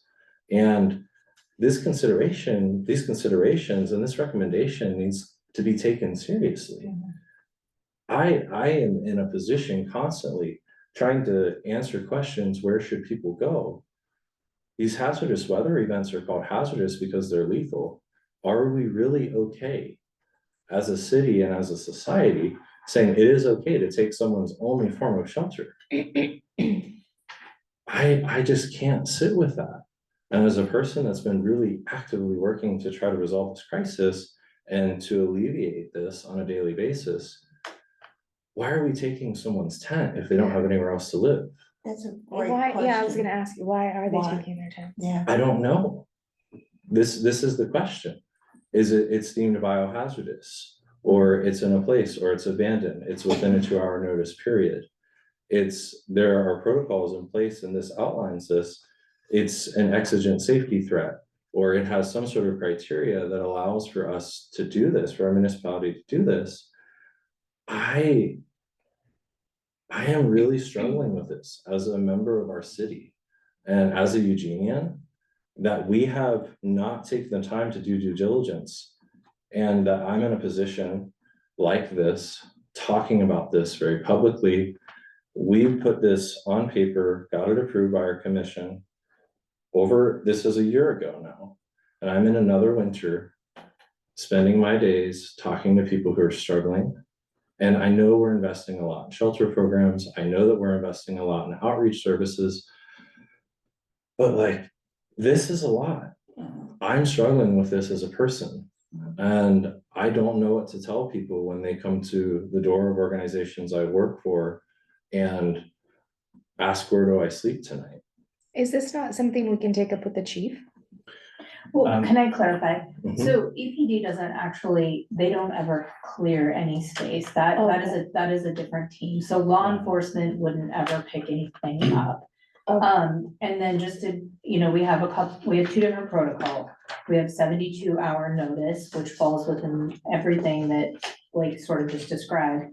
And then anything that occurs on private property, our protocol doesn't apply to, because at that point it's, we're looking at trespass and criminal activity. So that's, there is definitely a distinction there between what happens on private property, like the railroad property, which is owned by Union Pacific, or what happens in our public spaces. We have a public space team who works on anyone who is trying to, sleep or live in a public space. I would like at some point, and I don't know, they're really, really busy, but it would be great if someone from that team could visit with you, because this team is totally different than teams we've had in the past. I mean, these are folks who are committed to this population, care and worry about this population, share a lot of the concerns that Blake just voiced. And so they're coming to this work from a really different place than others who have, at other times in our organization's history, been tasked with carrying out this work. It's a really passionate crew. They're doing this work because they want to do this work and they want to take care of people, and understanding that they can't be in public spaces, but wanting to make sure that they're taken care of. But again, there are two different pieces here. There's what occurs on private property and what occurs in public space. I guess my question would be though, at what point does it give anybody the right to take their shelter? I guess, who's taking the shelters? That would be I don't care if it's private property or public property, even if it's private property, ask them to take their shelter someplace else. Don't take it from them. So who's taking the shelters? Well, and that might occur. I'm not sure. We're gonna get, really quickly, we're gonna get into questions that I can't answer. Yeah. But, that might occur. That would be something to learn more about. What is the protocol when something is occurring on private property? I mean, it is someone else's property, and so we can't always Sure. speak for what that person is gonna do, but, the owner. Well, it's not the railroad usually coming out and doing it themselves. I'm is it? not sure, actually. Because They I have lived on a folks that railroad. engage. Yeah. They do have folks that engage in. Now, we did get a response regarding those specific cases. So you have an email that was included in the packet that lists some cases. And I forwarded that to EPG and asking for some information, what are these cases about? So that information came today, and as you can see in the document, some have listed as arrests. So some were in private property that the owners connect with police to get support. And some were the railroad property, and according to EPG, it was a scheduled cleaning or whatever process they had in there, and they asked for support. So that's why the protocols that we had for the public spaces did not apply in those specific cases, because they were all in private property. So it was railroad staff. I thought that's how it worked. It's railroad staff. and they have- Somewhere other like support. businesses and other businesses will Yeah, not yeah. just railroad. So I think looking at this, and I appreciate the, going into the distinctions, and so that you have an awareness right now on public property, there's three primary mechanisms of response. In public ways, so thinking between the road and the berm, so that area surrounding sidewalks, it's 72 hours. And that's through EC code 4.816 and 815 articulates camping in the response. In parks and open spaces, it's a different practice. So we have a nomenclature of established and non-established, and those are not 72-hour notices. Those are 24-hour notices, and in some instances, 2-hour notices. So in parks and open spaces outlined in their park rule violations, you could be in the process of what is deemed to be establishing your encampment. So you're establishing.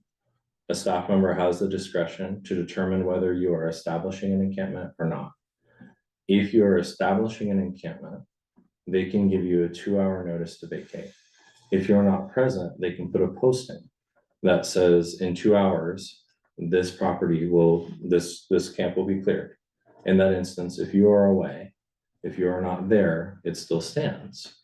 They can remove that tent, those belongings, and throw it away. Or if they deem it to be biohazardous, or store it in a facility. And those are within 2 hours. And that's very common practice in parks and open spaces right now. If it is established, it is deemed established, that is a 24-hour notice to vacate and to move. And in that same instance, the property confiscation occurs if it has not been removed and if the person's not there. ORS 195-505 says in those instances that we should be reaching out to outreach providers to notify them of all of these instances, so that an outreach provider can come and communicate and do that outreach and try to help someone come to a shelter program, know what their options are, move from point A to point B. 2-hour windows, you're never going to be able to get an outreach provider there. 24-hour window, maybe. 72-hour window, probably. 2-hour notices are non-ethical or humane practice.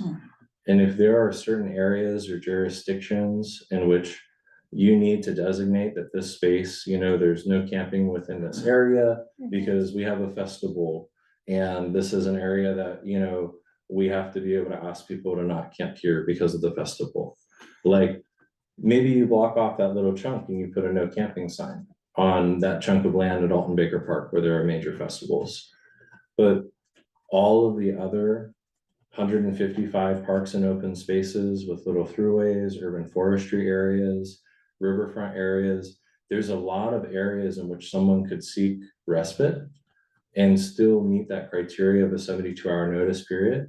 And what I want to kind of elaborate on and to discuss and articulate with this is that 2-hour notices, 24-hour notice, park rules that were put in place that are impacting a historically marginalized population that live in our jurisdiction, those were not brought to the Human Rights Commission for review. From my understanding, the triple bottom line rule, the triple bottom line was not used to assess that decision. I have been grappling with where was this decision made, by who, when, and were members of the Human Rights Commission, city staff brought into that conversation to do an equity assessment to see if there would be a direct or disparate impact. From my knowledge that I have right now, and I've been following up on this for almost 2 years, we did not use a triple bottom line tool to make that decision. This was a procedural decision made by a department that did not engage the Human Rights Commission. And I am looking and saying this 2-hour notice is not okay. It's just not okay. We have people that are trying to survive, and we cannot be doing this. And that's beyond the hazardous weather protocols. This is a practice that's happening year round, that within 2 hours, if you're not there, all the stuff that you're using to shelter can be removed and taken away. I mean, this is really a really big issue. This is a really large human rights issue for me in this community. And I grapple with our ability as a city to call ourselves a human rights city while a practice like this is in place. And this isn't the first time that I've said that. I have been quoted saying that. I am saying it again. Can we do the human rights city program? Can we say that we're a human rights city and go to a person who is unhoused? If they're not there, put a posting, and then in 2 hours come and take their tent, their sleeping bag, their sentimental objects, their identification, their book bag, medications that are in that book bag, their wheelchair. I mean, let's talk about the intersection of identity that is our unhoused population and say, is this appropriate and is this okay? I am saying it is not. 2-hour notices are not okay. They're not okay. And 24-hour notices, that's a question mark.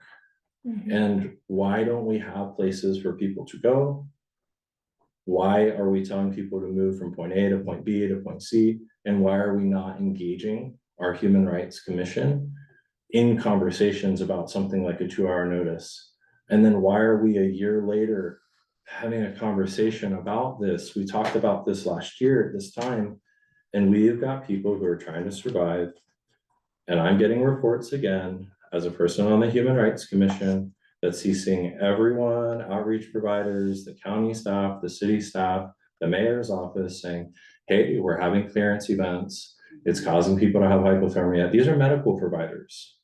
These are people out doing street outreach and medicine. They're trying to alleviate people. They're telling us that, hey, this happens, person's tent got taken and they got hypothermia. Hey, this event happened and railroad property, public property, wherever it's happening, hey, this person got frostbite. And that is a municipal practice. That is something that right now is okay. And I just can't sit in this position and pretend like it's okay. Yeah, that's just where I'm at with this. I really hope that the city manager takes some considerations from this and that this gets reviewed honestly and thoroughly, and that we can at least put some protective frameworks in place and think about how this population is experiencing our government, and if it is fair, and if it is having a disparate impact, if it's having a direct impact, and if we can really do this, if we can really say that we are a human rights city while we're doing this. So that's my piece. Yeah. I have two questions for you. Why is it that the city manager is dealing with that rather than the city council?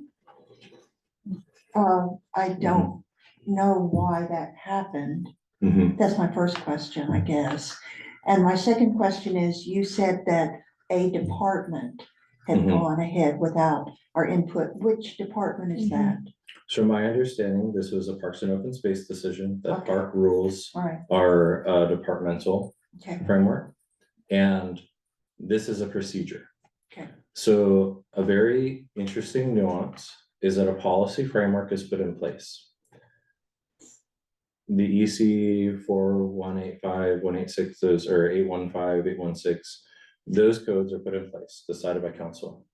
The procedures put in place to execute on those codes are procedural decisions that are acted on by city departments. So those procedural recommendations have to go to the city manager because those are organizational matters. got it. So we could say that the prohibited camping ordinances need to change and that policy recommendation goes to council. The execution on that policy are then departmental decisions. And that's where we then advise on organizational matters. And what I would say as a Human Rights Commission that we need to be cognizant of is when a policy that we disagree with or that we see human rights concerns are put into place, we need to be very adamant about following up on that and seeing how that policy is actuated on through the organization and making recommendations on those procedures and asking, can we use a triple bottom line tool? Can we be a part of that advising process? Can we review those procedures as a commission?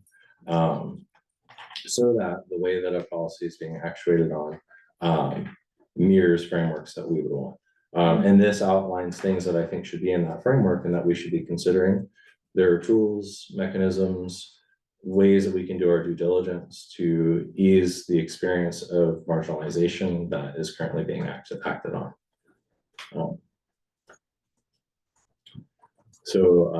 Yeah, that's a really big focus of the homelessness and poverty work group right now. And I'm in a really hard season with this. So I got a lot of people on the street that I know, a lot of people I'm offering services to, and I'm seeing it on a daily basis. And it's really wearing at me. And this time of year is really hard for anyone who's trying to provide shelter and keep people alive. And the consequences are lethal. The consequences are losing a hand, losing toes, not being able to walk, long-term chronic illness and disabilities that come forth whenever people can't survive on the streets during this time of year. So really look forward to the follow-ups on that conversation. Please, everyone read through this. so that you can understand where I'm coming from doing this and, honor the work of the Homelessness and Poverty Work Group to write an 8-page recommendation on how we can make this better for people. It takes a long time to think through and write these out, and I want to be taken seriously. The other items from the Homelessness and Poverty Work Group that are attached in the packet, the highlighted items are the areas of focus that the Homelessness and Poverty Work Group would like to look at during the spring. And feel free to take a look at that. And if there are any other key priorities that you'd like them to take a look at, just let me know, and we'll prioritize that. So that's all I have for Homelessness and Poverty Work Group. Sorry if I went over time. I am impassioned about It was this. a good discussion, and I appreciate the information, especially being new to this role. It's important that we are informed on what we're working on and looking forward to. So thank you for that update. And I appreciate your passion. Yeah, thank you. Trevor, did you also want to bring up the National Homeless Persons Memorial Day in this section too? Yeah, for folks that did attend that, I appreciate everyone's participation and implementation of that event. It's a really meaningful event. And for folks that have never been to that, we've been asked to partner with local outreach organizations and sheltering organizations on hosting a memorial event. And we played a large role in planning over the past 3 years and engaged multiple organizations in hosting that event. This year, we had a really good turnout. We used the Farmers Market Pavilion, had a lot of participating organizations, Black Thistle Street Aid, Neighbors Helping Neighbors, Lila. A lot of commissioners were present, and we had folks that spoke and shared on their lived experiences of homelessness and shared memories of folks who had passed.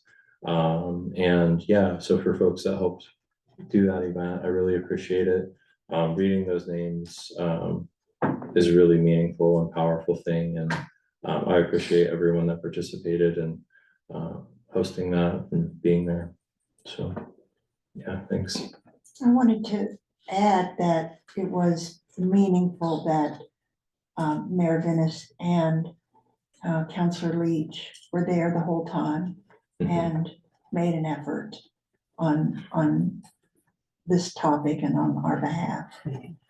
And express again sorrow about what happened to you in the demonstration. Yeah. But it was very important.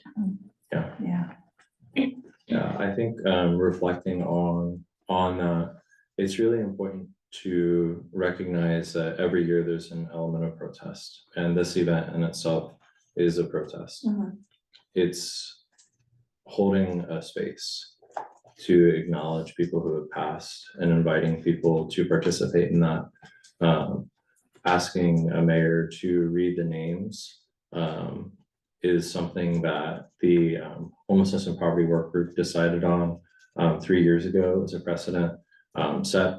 And the mayor participating in reading those names is a public acknowledgement of the city's role in this. And I think it's really important that we recognize that people who are on that list, the entire community is contributing those names and participating in it, and having public officials be a part of that and take the time to say those names and to be present and to participate is very important as we promote public accountability, and that we ask the government and our local municipalities to think about this population. And I really appreciated that event, and I appreciated what we were able to do having that event inside. I had multiple individuals this year who had expressed having not been able to come to previous events with it being outside due to the cold. One of our speakers, the chair of League, Richard, had reservations about being able to speak and participate if the event was held outside because he is older and has chronic illness. Was very open about needing an indoor space and somewhere that he could be warm to participate.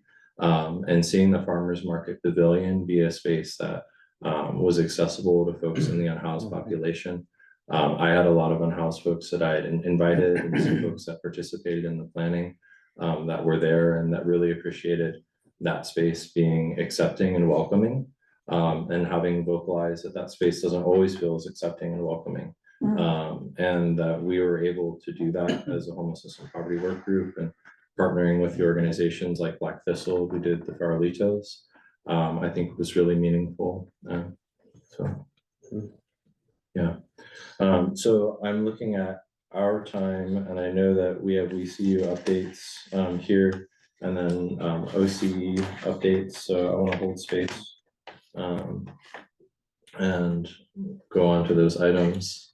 Can I provide a clarification on the park rules? Because we had that, we had a communication from 2023, I believe, in which the information we got from the staff that there is no park rule regarding 2-hour notice. The rule is about prohibited activities, and that's immediate compliance. So the 2-hour is a practice that staff use to give people time to get into compliance, but the rule as written is rule 1.010, and it is about prohibited activities in the parks. So that is the rule. There are something that people should not do in the parks, and then if there is any infraction regarding that rule, the staff will try to remove it immediately. But in the case of camping, they have been giving people 2 hours to leave. Yeah. So thank you. And looking at those constantly monitoring procedural decisions. So folks that have been involved in the WeCU project and some of the planning, I'm going to turn over the meeting to you all. Melissa, I know that you've been connecting and might have some updates, and I'm not sure Commissioner Kabuka or. We have two commissioner co-chairs of WeCU, so I'll Great. let Commissioner Poindexter Kabuka. I'll let Commissioner Kabuka go first. Just pass it on. Thank you. I think that, I guess the main update that I can think about is we discussed figuring out a way to get some of our community partners a little bit more involved, and kind of, I guess, almost sneakily having them join in on WeCU meetings. So the idea would be to host slightly more formal WeCU meetings every other month. This would be more for like action plans and like getting the details for ideas put together. And then on the months other than those, also every other month, we'd be doing something a little bit more informal, kind of like a WeCU get together, where we would invite different community groups and like the multicultural groups that, or people who you know, request for support for their activities, invite them to these more informal gatherings. And it could be like it would be a no host, and just kind of have these natural conversations flowing. Ideally from this, we could get more ideas of how we can help these community partners, and then also see if they'd be willing to come to the more formal WeCU meetings, to see if we can get a little bit more movement in there as well. That was just a really quick recap of one of the main things that I think came out of that.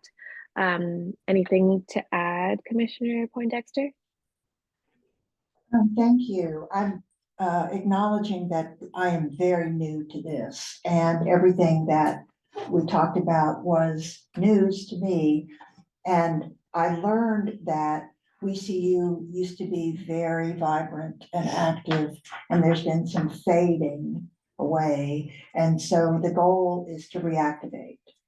So that's where the work will have to be first, which is inviting community members. And then they will gear up, I guess, to what the goals are. I just noticed the lights go on. Something is creeping you out? The lights just turned off. Oh, I was like, whoa. yeah. And I think that, Melissa, what we said was we had 3 big goals. One was a multicultural center, right?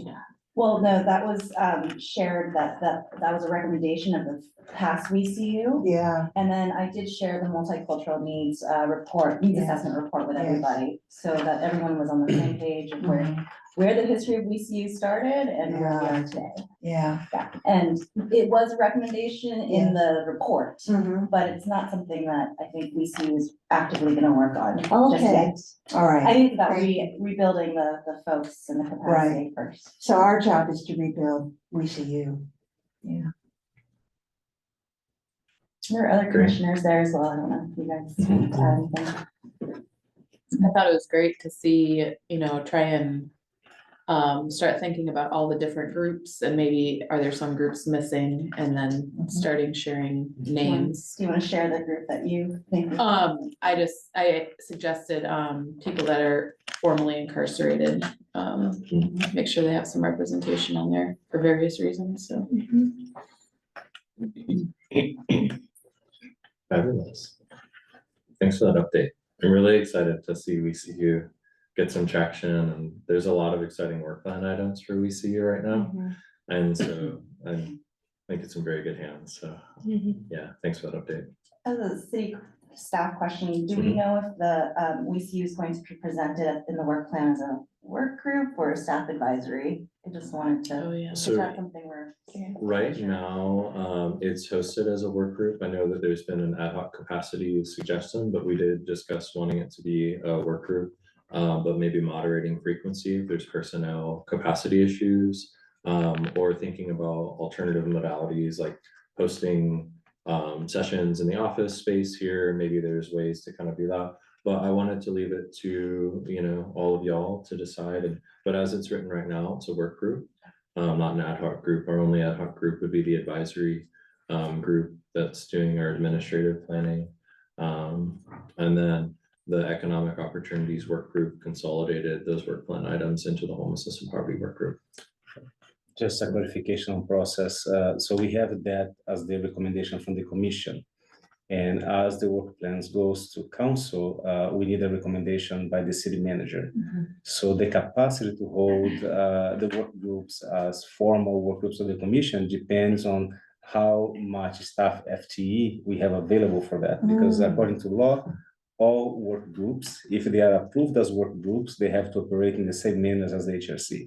So that requires staff involvement in preparing agendas, posting, entering all the public notices, recording the meetings and following up on the request that comes out of those meetings. So for the last year, we had 39 public meetings that we had to host. And for each hour of public meeting, we spent about 10 hours in other tasks. So it is significant. So the decision of what goes to council would come through that analysis that we have to get finished really fast. Because we are proposing to present to council by January 29th. Is there some strategy about these choices that we need to talk about? Frequency can help. Okay, Because at times when we had more staff capacity, the work groups were meeting, for example, twice a month. And we said that's not possible. We don't have like a full-time FTE dedicated just to the work of the commission. That had never been the case. We got a little bit more capacity when Melissa's position was created. But now we are more constrained given the amount of work we have to be involved with. can we recommend that it be an ad hoc group? It has been recommended to be a regular group and the commission voted on that already. So the commission voted asking for the full support that is possible. Okay, So the limitation would be a decision of the manager because that's how our code is written. The manager decides how much staff FTE can be dedicated to support the commission. So I cannot anticipate what that analysis would be. When does that But happen? if there is any soon, very soon, but if there is any limitation, that could be, for example, compensated by the frequency of meetings, reducing how many meetings we post. Okay. The work would not change much because if it's staff, advisory to staff, we do not need to follow all those public meeting laws requirements. So groups that are advisory to staff, they are not advising on policy decisions for city council, and that is the difference. So I have a really quick question. If we end up doing what we were suggesting, that every other month, one is a formal meeting, one is a happy hour, whatever it is. Would that more informal one not necessarily be a meeting and we just have to make sure we don't have a quorum showing up, or how would that work? Yeah, Yeah, Would it- if that is a quorum, it would be posted as a meeting of the Yeah. group following public meeting law. Okay. Yeah, I think looking at this, one of the biggest distinctions is that staff advisory versus policy advising. So, and that was where kind of the core of the conversation come, is that staff had advised on this personnel capacity piece. And when looking at some of the elements that the WeCU work group has produced historically, and some of those recommendations, the folks that were involved in that conversation felt that it might go beyond just advising staff on organizational matters. And that's been kind of a component of this dialogue surrounding WeCU. One of the most prominent examples of this being the multicultural center, which was a very core element of the WeCU's probably most active group in recent history, really pushing that. And that, in my scope of it, would go beyond staff advising, where there were a lot of dialogues with CMO and looking beyond some of the organizational matters. And there was more of a push that goes beyond, I think, what some of the efforts that we could do through a staff ad hoc group would be. And I might be wrong in that, but I'm not fully understanding if we would have the capacity to execute on some of those policy items or broader recommendations through that. Yeah, I would say I was a CMO office director at the time that occurred, and that the Human Rights Commission had a joint work session with the council. I don't think the path would have been much different. It was more about working with the mayor to get on the agenda and bringing in the report. It was based on a report that the HRC and a work group had conducted forward. And so we can have more conversation about it if you'd like, but I don't think it would change the way that you carry recommendations to the council. Okay. Because the work groups do not provide recommendation to council, the HRC does. Yeah. So the audience of the work groups are always the full commission. Yeah. So if we have a commission serving on any other body, and that commissioner has an idea that they believe the HRC should recommend, that commissioner can request an item on the HRC agenda, and then the HRC can vote on and pass that recommendation to council. Yes. So if the WeCU were structured as that staff advisory, capacity, would the WeCU have the ability to summon itself? Or would this be something that would be driven by staff needs? So say I'm looking like all of us in the room are replaced, and we're looking at a future iteration where we haven't had this historic or institutional knowledge on how this work group functioned. Would this potentially mean that in a future iteration, it would be a staff member calling upon and saying, okay, I have this project, or we're working on this community engagement, and I'd like to activate the WeCU as an advisory group, not necessarily it being a HRC work plan driven requesting, I'm seeing a potential for that dynamic to shift, which I think is a large, consideration that I'd like to make, and thinking about the sustainability and long-term health or viability of that work group. The work groups are created with the work plan, so it changes every 2 years. So the commission decides which work groups they believe are necessary for carrying on parts of the work plan. The format we had for the WeCU before was very different, and that format will not be possible today without a lot of intense staff participation. So when I joined this work, the WeCU was meeting on a weekend at lunchtime. So they had a gathering with food and people, like a community potluck. So they would have that potluck first, and then they would have the meeting without staff participation. Given the new laws, that's no longer possible. We need to be available to post and record every meeting. So the environment that we had 6-7 years ago is no longer the one we have today. So, yeah, we can Mhm. talk about the history and what it was back then, but that format cannot be duplicated today in the constraint, considering the constraints that we have for the commission as a public, as an advisory to city council. And so in our formal capacity as a commission right now, at any time, we could recommend to create an ad hoc group to work on a project. So we had a motion that went on the floor last year that was having an ad hoc group centralizing on racial equity issues. Because we had had a series of things brought to meetings and a large recommendation that we felt needed to be parsed out. And so in that capacity, we had actually decided that we would create an ad hoc group centering specifically on that. That those recommendations have been brought into the current work plan and is something that is now represented largely under WCU's work plan items. So if we move to WCU being an ad hoc group, there wouldn't necessarily be a reason to articulate that in our work plan or have it as a formal body that we are operating, because it would function in that capacity where we could summon at any time. And it wouldn't necessarily be the whole community united framework that we currently have. So I think when we look at that, the way that we currently write our work plan is a lot of the times the work groups that we have kind of are a guiding force for the work plan items that we create.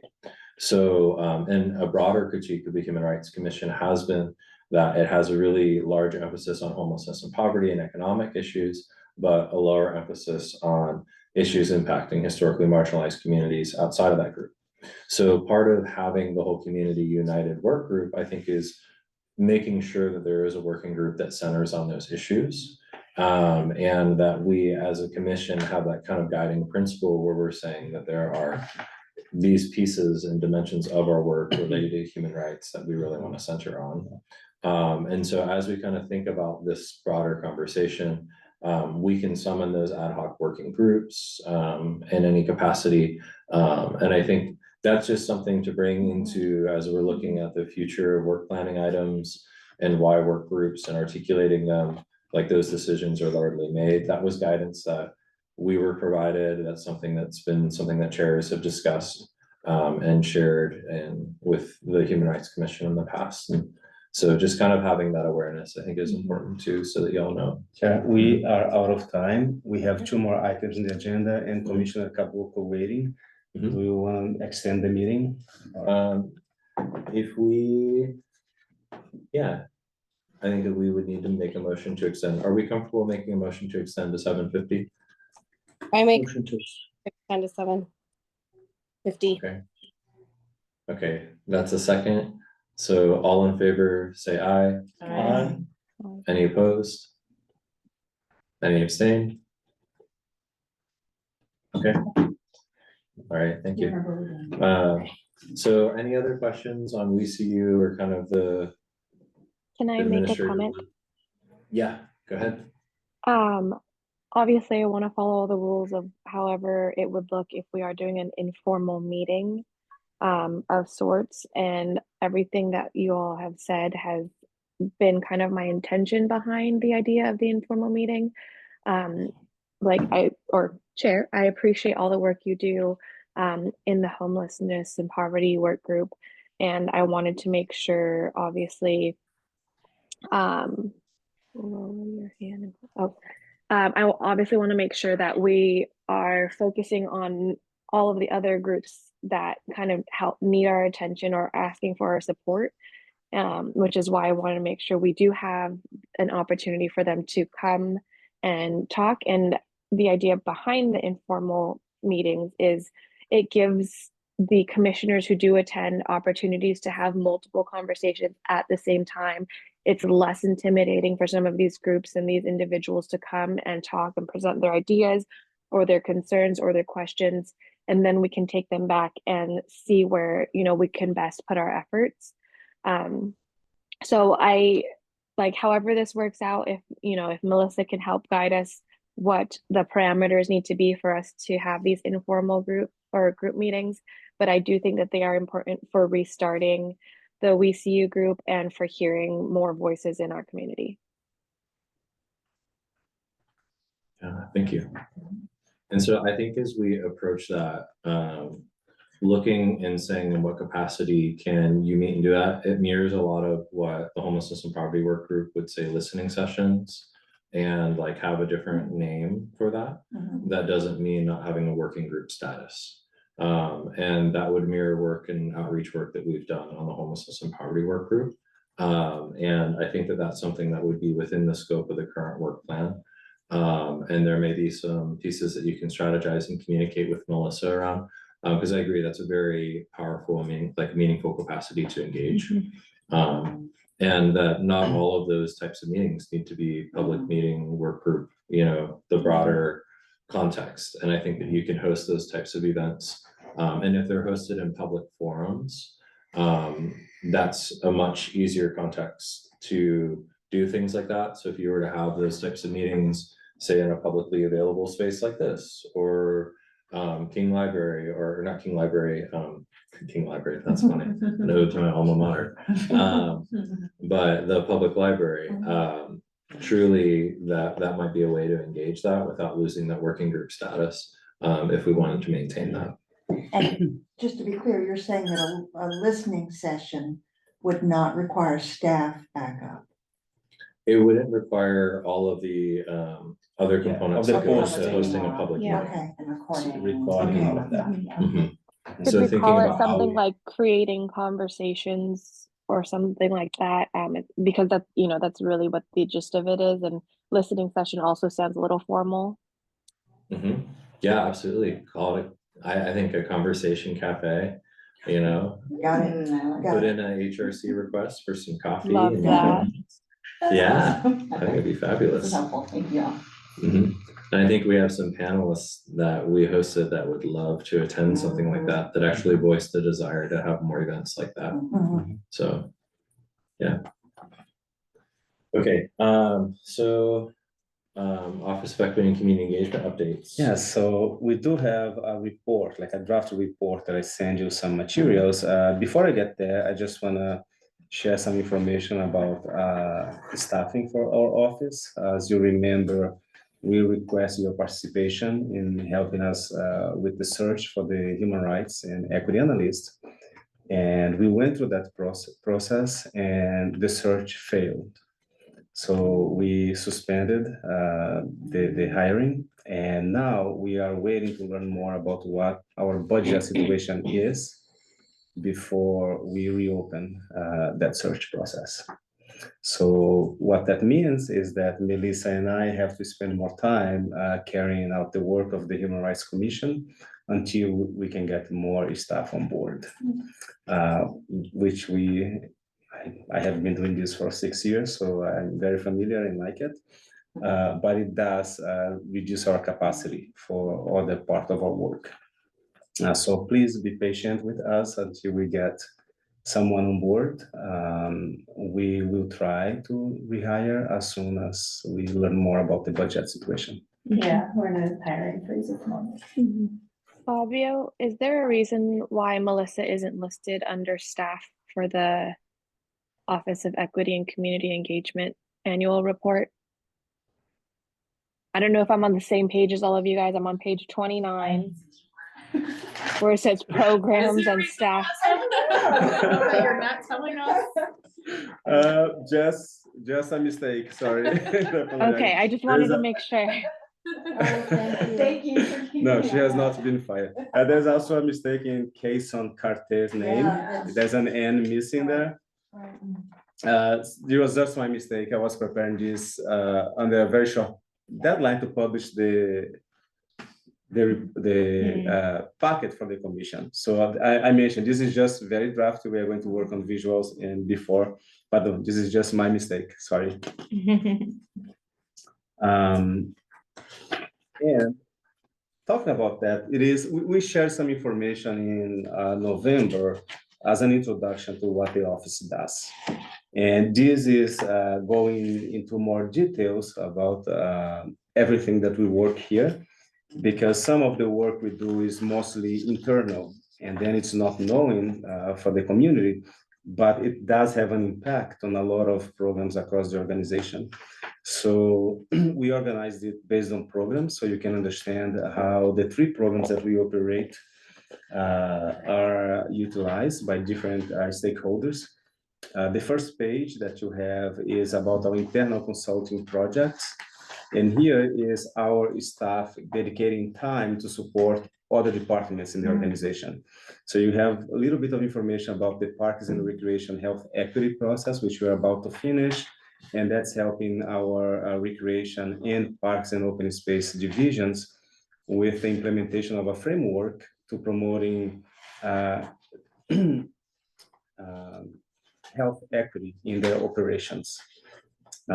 We did a planning process regarding accessibility and compliance with ADA that was internal and that resulted in some recommendations to our leadership.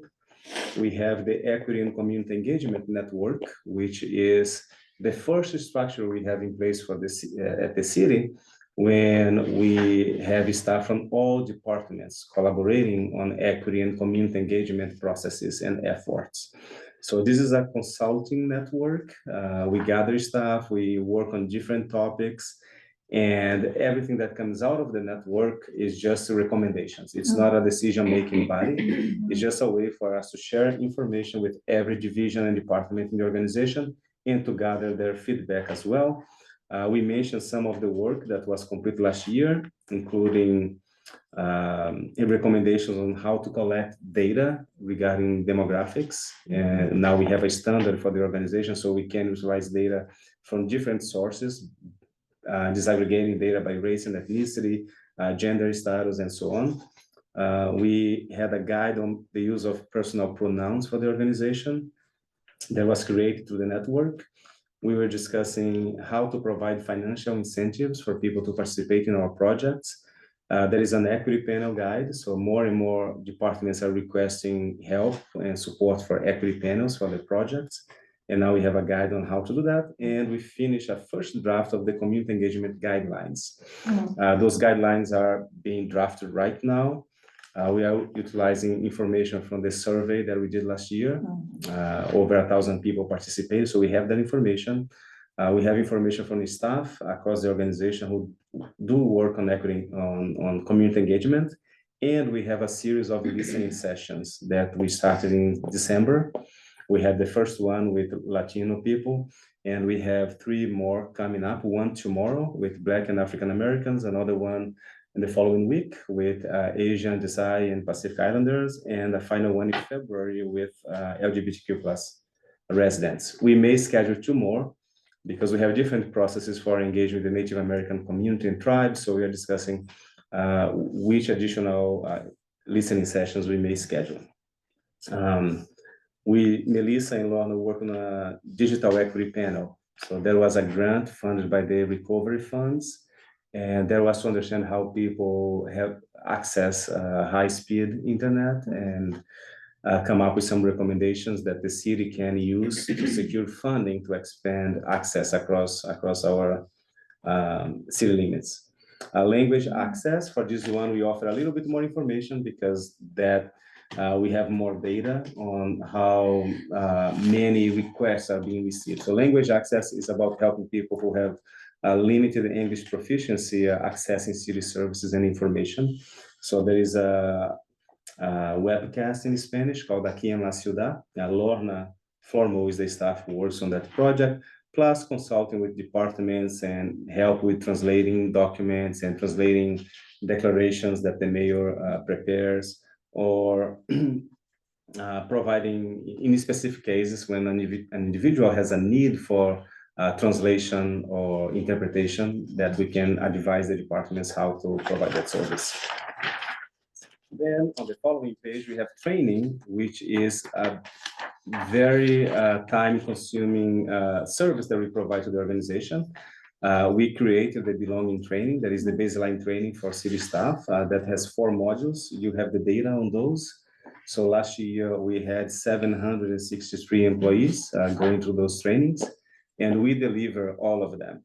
So it's an in-house program that we create for the organization, and we train our employees on the city strategies regarding equity and inclusion, and how to work with community members. You have the 34 trainings last year and 2,700 plus hours, plus some additional trainings like for those who want to learn more on how to interrupt microaggressions, curiosity keepers, how to promote inclusivity through language, language access training. And also we work with our co-workers in the HRC, our Employee Resource Center, on developing new training. So right now we are working on a coaching training and also on equitable event planning training. And finally, we have community engagement efforts. Sorry, we have one more for neighborhoods. We have the community engagement efforts, which takes a lot of our time. So when you approve those sponsorship and requests for events, staff has to follow up with payment for the vendors and scheduling and being present at all of those events. So as you can see on the list, we attended 106 events last year. There were days when we had 4 events happening at the same day. Today we have 5 at this night. So we had staff across different parts of the city attending events, and our capacity is very limited. So we are asking people, please let us know as soon as possible that you need our participation, because we are a small team and these events require a lot of time. Most of them are evening or weekend events, so we have to navigate family work issues to be able to attend all of them. We won't go through the events, but as you read through the list, you can see the ones that had HRC participation. Some of the events, like 37 of them, were events that we were the organizers in our office, plus the other events that the HRC sponsor and community events that we were invited to participate. We have a list of the public meetings for the human rights program. So those are the HRC and work groups. A little bit fewer meetings than in 2023. That year we had 44 public meetings. We went down to 39 plus 3 cancellations, but it's still a high number. So no other commission has this many number of meetings that are public meetings. So it does require significant staff time, and it is good that we could offer this access for the community to have their concerns shared and documented. Then we have the Neighborhood Association program. This program went through some changes last year. We finally got to update all the policies that were in place since the 70s on how we work with neighborhood associations. And now we have some requirements around the equity. We have Cindy and Julian working on that program. And since last year, we started 2 large planning processes. So we are planning for the Bethel area, which includes 2 full neighborhood associations plus parts of the industrial corridor and West Eugene. And also planning for the university area, which has 3 active neighborhood associations, plus the West University, which is mostly commercial and student residents who do not have an active association there. And those require multiple meetings with the community, advisories, coordination with staff, plus following up on all those recommendations and coming up with a report and next steps for the 2 large areas. Then some training, events, and so on. We are holding a meeting with them this Thursday with all neighborhood associations, because we want to show them all the events that we did last year. And those 106 events do not include the neighborhood association events. Those are meetings that the associations organize on their own, but they also invite staff to attend and talk on multiple issues. So we are trying to plan ahead, much anticipation, because last year we had, for example, 4 events happening at the same day. And we are limited on how many equipment we have available to give to them or staff time to be present at those events. Every one of those events that we attend, we share information on all our programs. So information about the hate and bias work, the commission, and everything else is shared at every event we go. If you have time and you want to read through everything that is in that report, please let us know if you have any comments or questions or clarifications, or like Commissioner Caboclo found a mistake. Please let us know. we are trying to revise the document, put some pictures from those events and activities, including the HRC activities, and share that with our colleagues, with our elected officials, and for the community as well. So, thank you. Can I ask a question Yeah. about neighborhood associations? Yeah. Are companies or organizations allowed to be part of those, or is the outreach really just to households? The membership is decided by the association. Some Okay. associations allow employees of nonprofits to attend, some authorized business owners. Usually they have one vote, so the associations are independent of the city. Okay, We have some requirements if they want to use city funds to share information with residents. So we ask that everyone receives the information, that they have a balance of opinions in the newsletters and so on. And we have not had many issues with the associations not following those requirements. And they have been good partners in helping us share opportunities for engagement and also gathering people to engage in city projects. So I believe there is a lot has changed regarding the kind of engagement that you would see with neighborhood associations in the past. Many of them now have equity committees or inclusion committees, and they are trying to bring more diverse voices into their boards and meetings as well. Thanks for all the work Mhm. and putting that together. And I know you all have really busy schedules. I appreciate every time I see you at community events and handing out resources. And then for folks that know, all of these events listed on here are things that we can also table at. So if you are seeing events on here that you're like, hey, I'd really like to go promote the Human Rights Commission. That was one of probably my best experiences of getting to know staff and getting to know the community and the dialogue surrounding human rights, was going and tabling, sharing human rights materials, information about human rights program, what we do, things that we're working on. We've made culturally specific flyers and handed out information, human rights materials as part of that outreach. So if those are interesting to you, go and provide that support. It really does help. You know, hot Saturday afternoons out in the sun or fun events at the YMCA, done a whole bunch of them, and it's really worthwhile. So I yeah. was just gonna say, if anyone's interested in the activities, I'm gonna be helping build the calendar for volunteers and who would be staffing them, so just let me know, and I'll also return at HRC meetings and tell you what's available when opportunities are up. Absolutely. It's a great way for the public to learn that we have a Human Rights Commission, and there happen to be people on it that they can talk to about human rights issues. And they can join it. Absolutely.